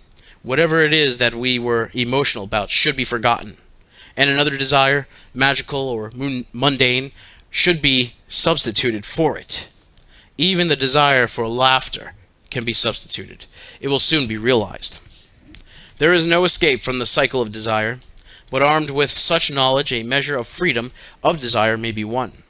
The alphabet of desire may be called the arena of Anon, for when Kia attains complete anonymity, freedom from identification, it may wander the alphabet as it wills.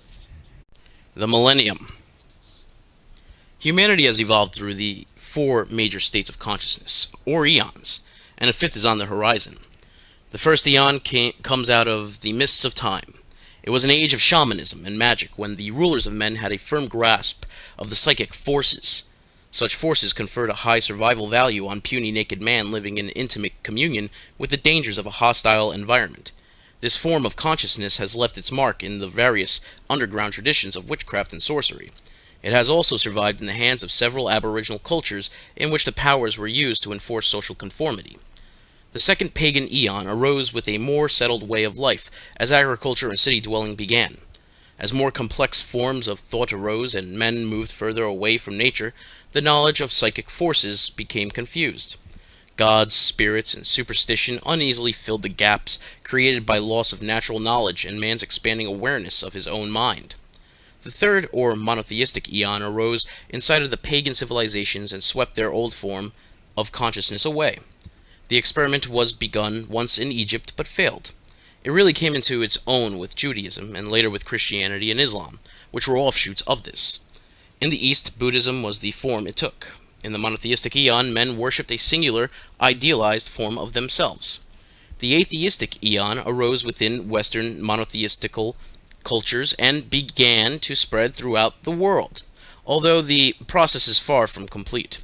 It is far from being a mere negation of monotheistic ideas. It contains the radical and positive notions that the universe can be understood and manipulated by careful observation of the behavior of material things. The existence of spiritual beings is considered to be a question without any real meaning. Men look towards their emotional experience as the only ground of meaning. Now some cultures have remained in one eon while others have swept forward, but most have never completely freed themselves of the residues of the past. Thus sorcery tainted pagan civilizations and even our own. Paganism taints Catholicism and Protestantism. The time required for a leading culture to break through into a new eon shortens as history progresses. The atheistic eon began several hundreds of years ago. The monotheistic eon began 2.5 or 3,000 years ago. The pagan eon began about 6,000 years ago with the beginnings of civilization, while the first shamanistic eon goes back to the dawn of humanity. There are signs that the fifth eon is developing exactly where it might be expected, within leading sections of the foremost atheistic cultures. The evolution of consciousness is cyclic in the form of an upward spiral. The fifth eon represents a return to the consciousness of the first eon, but in a higher form. Taoist philosophy will again become a dominant intellectual and moral force. Psychic powers will increasingly be looked to for solutions to man's problems.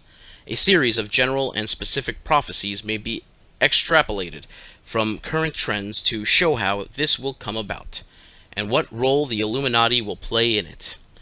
Decades, possibly centuries of warfare lie ahead. The remnants of monotheism are collapsing fast, despite the odd revival, before secular humanism and consumerism. The technological atheist superstates are trying for a stranglehold on human consciousness. We are entering a phase which may become as oppressive to the spirit as medieval monotheism. The production-consumption equation is becoming increasingly difficult to grasp or balance as the consumer religion of the masses begins to dictate politics. More and more mechanisms for the forceful regulations of behavior have to be introduced as population density pushes individuals to seek ever more bizarre forms of satisfaction and material sensationalism. The problem with any belief system is its tenacity and inertia once it is established and dominant. The medieval religions murdered millions to protect their own hegemony. Innumerable crusades, jihads, burnings, and massacres were committed. In the end, no level of persecution could stave off the inevitable ascendancy of atheism. Now it is the atheist superstates which are supplying the arms and dropping the bombs in support of the hegemony of consumer capitalism or consumer communism. And this is only the beginning. The blind logic of technology and consumerism will cause alienation, disaffection, greed, and identity crisis to rise to such catastrophic levels that the situation may explode into a very destructive war. There may be a breakdown of society which may take the form of an anti-technological jihad. These will not resolve the contradictions of the system, but merely introduce a new dark age and slow the changes down. However momentous these events may seem, if they happen, they will not affect the movement of consciousness in the long run. They will only affect its timing. But the Illuminati must be ready to exploit the changes, which will definitely occur. Among these are the death of spirituality. Fixed ideas about the essential spirit or nature of man will be completely abandoned as an emotional technology becomes more refined. Drugs, obscure sexualities, faddism, strange entertainments, and material sensationalism are a preliminary groping towards this end. Chemicals, electronics, and surgery will only tend to enslave. Gnosis, the alphabet of desire, and other magical methods tend to liberate. The death of superstition. Prejudice against the possibility of the occult or supernatural will give way in the face of a developing magical technology. Telepathy, telekinesis, mind influence, hypnosis, fascination, and charisma will be systematically examined, refined, and exploited as methods of control. We may see magicians working behind barbed wire and in underground cells also. The death of identity. Ideas about a person's place in society, his role, lifestyle, and ego qualities will lose their hold as the cohesive forces in society disintegrate. Subcultural values will proliferate to such a bewildering extent that a whole new class of professionals will arise to control them, such as transmutation technology will deal in fashions, in ways of being. Lifestyle consultants will become the new priests of our civilizations. They will be the new magicians. The death of belief. We will abandon all fixed ideas about what is absolute or valuable and what constitutes morality as a psychological technology develops. Techniques of belief and behavior modifications in the military and psychiatry, in places of detention, in propaganda, in the schools, and in the media will become so sophisticated that the truth will become a matter of who creates it. Reality will become magical. The death of ideology.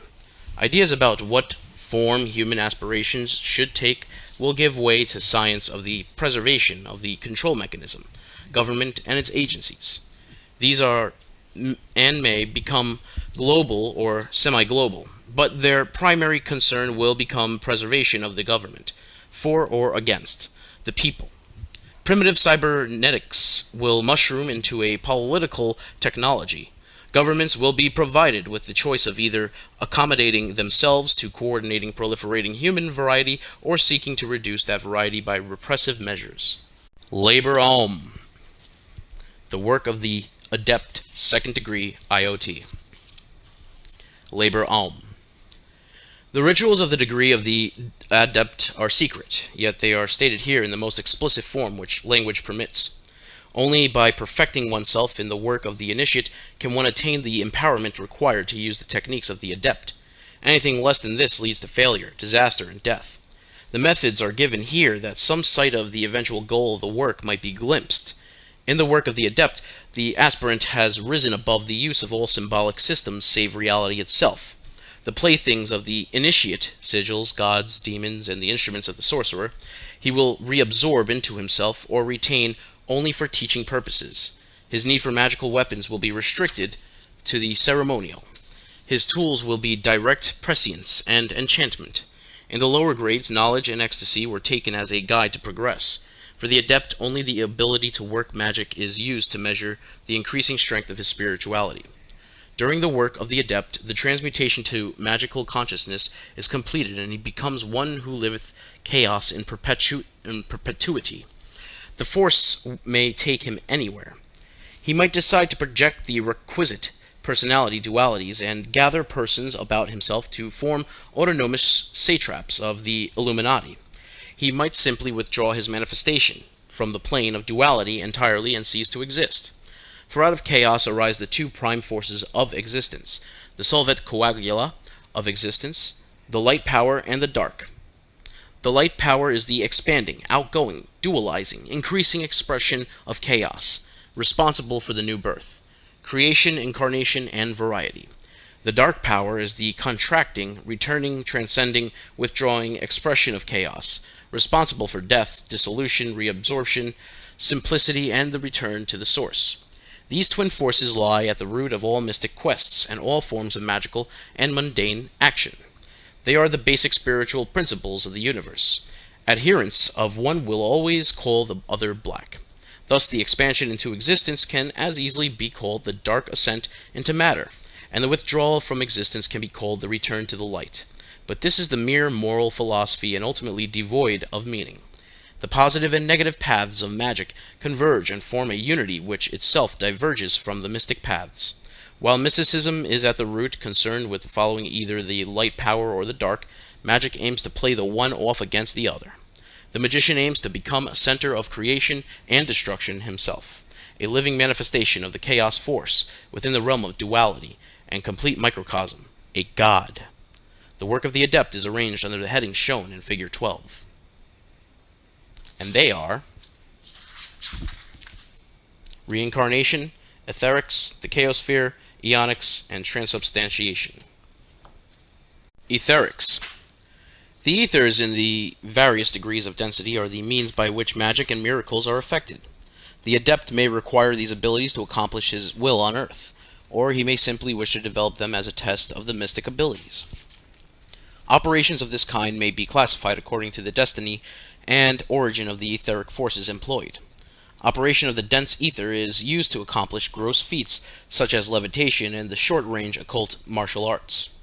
The force responsible for this resides in the belly just above the navel and may be extruded in lines of force to any part of the body and to locations outside the body's surface to a distance of several meters. Levitation, which includes the ability to walk on water and fire, as well as in the air, or at fantastic rates across the earth, is accomplished by supporting the body's weight with these etheric force lines. In the case of firewalking, the force is used to repel the heat and flames. To get these force lines to come from the body, the adept sits cross-legged on the ground and attempts to jump like a frog from this awkward position. The exercise is usually conducted in darkness and the jumps attempted with the lungs fully inflated. Within as little as 3 years' practice, one may begin to learn how to exert the etheric force against the ground. A cushion may be used to protect the tissues of the posterior in the meantime. Movement of the force within the body is easier to achieve and most commonly is approached by trying to develop a warmth or itching sensation at various points. The adept should be able to free himself from the attack of virtually any form of disease and ensure longevity by directing the psychic force to any site of weakness. If the force can be drawn to the hands, then it may be projected just beyond for healing purposes or to deal fatal blows to an enemy.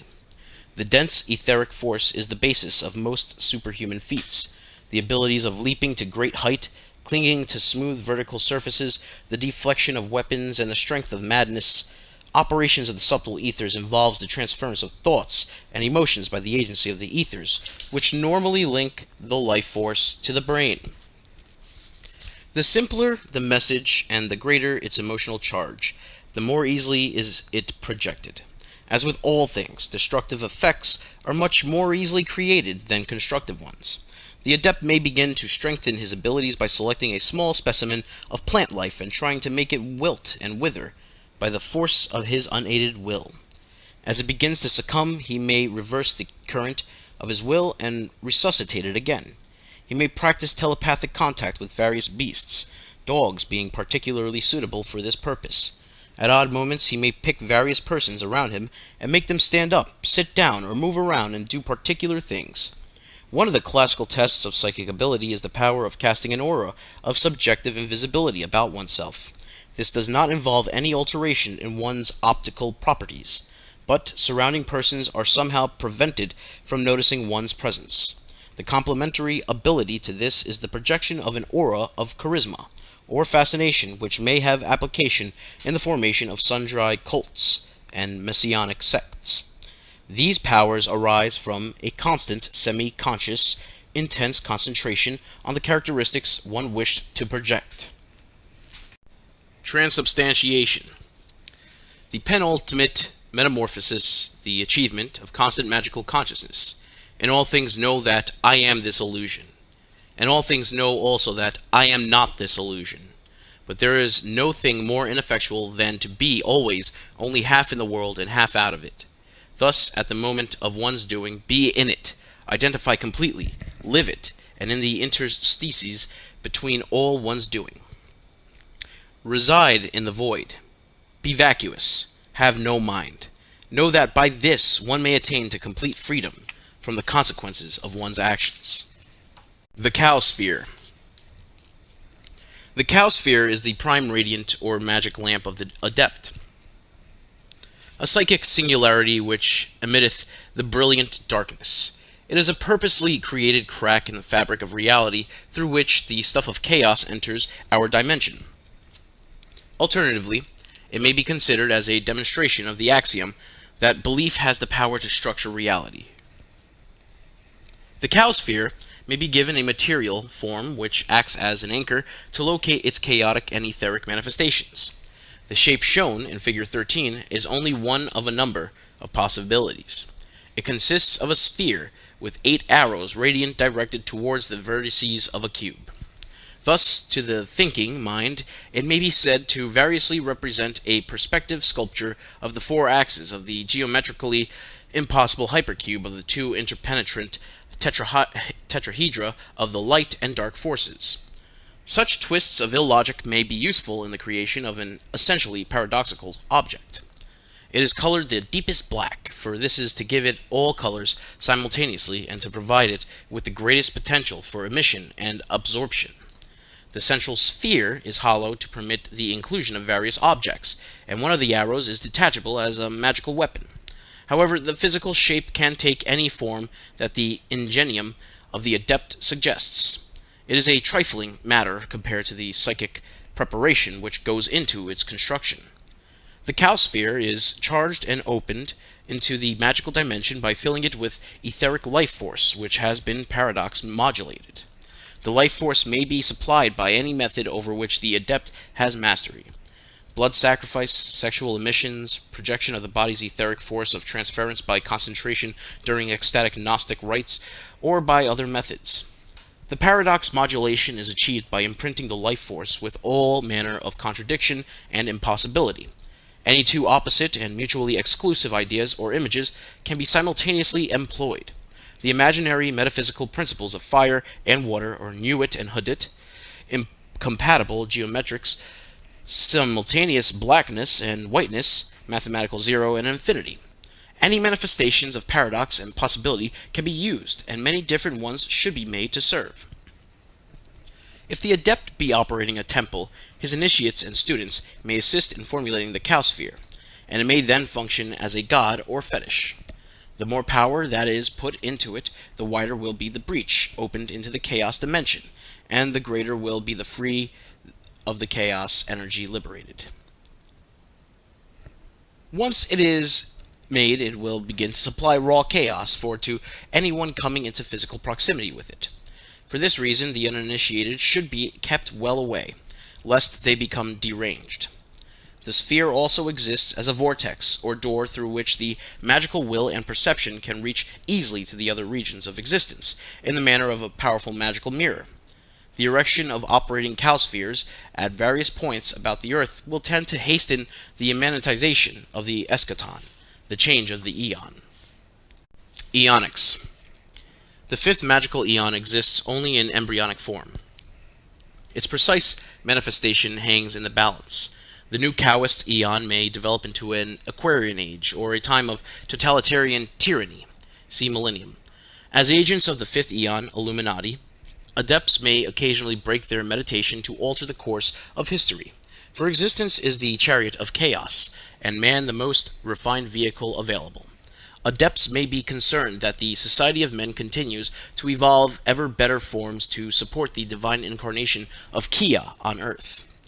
They may work to build the new eon's technologies, the technologies of emotion, belief, magic, transmutation, and politics, which will free men from spirituality, prejudice, superstition, identity, and ideology. And they may seek to create cults, orders, covens, and cabals to spread the secret wisdom and to destroy the satraps of old eon spirituality and its thought forms. For the fifth eon has the potential to be a great renaissance when mighty deeds will be done upon the earth, and Chaoist philosophy shall hurl men to the corners of the galaxy and into the very epicenter of their being. Either that, or a new dark age. Reincarnation. Integral reincarnation is the final metamorphosis. It is the supreme ritual of sex and death by which adepts attain to the degree of master. In the ordinary course of events, the personal ether and life force of Kia disintegrate as the material body disintegrates. New beings are built up from pool of the universe life force in the same way that they are built up from the universal pool of matter. The personal life force then finds its way back into incarnation, broken up into millions of parts scattered into many beings. The adept magician, however, will have to strengthen his spirit by magic that is possible for him to carry it over whole into a new body. In an exceptional display of power, it may even be possible to retain specific memories in ether form. It is by such a process that adepts achieve the final degree of mastership. The supreme rituals of sex and death exist in three forms: the red, the black, and the white rites. The red rite.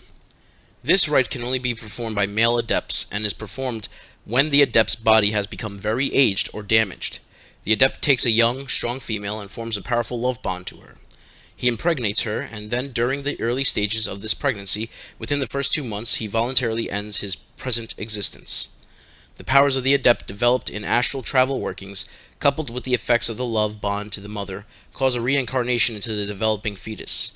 Provision is beforehand made for the security of the female and the re-education of the reincarnating master. The Black Rite. This rite consists of the forceful entry of a spirit into the body of an already inhabited being. It is both dangerous and unreliable and used only in certain peculiar and desperate situations. It will sometimes result in there being a double life force in one body. If the invading spirit fails to displace the occupant, in this case the victim will seem to have gone mad. In any case, the memory of the taken over being remains, and the invading being will have to work through this. Of this right I have been advised to say no more. The white right. In this right, an integral reincarnation is achieved, but the receiving body is a fetus randomly selected by the escaping spirit in astral flight. In the event that one's friends, followers, and disciples might be unable to locate one's new manifestation and ensure that it receives a proper magical education, it may be wise to carry an etheric marker. At death, some sigil emblematic of one's magical aspiration is fiercely visualized. It may later be apparent to clairvoyant perception in the etheric constitution of the developing infant, or it may serve to cause some recognition or affinity with the symbol if it's perchance accidentally stumbled upon in the new existence.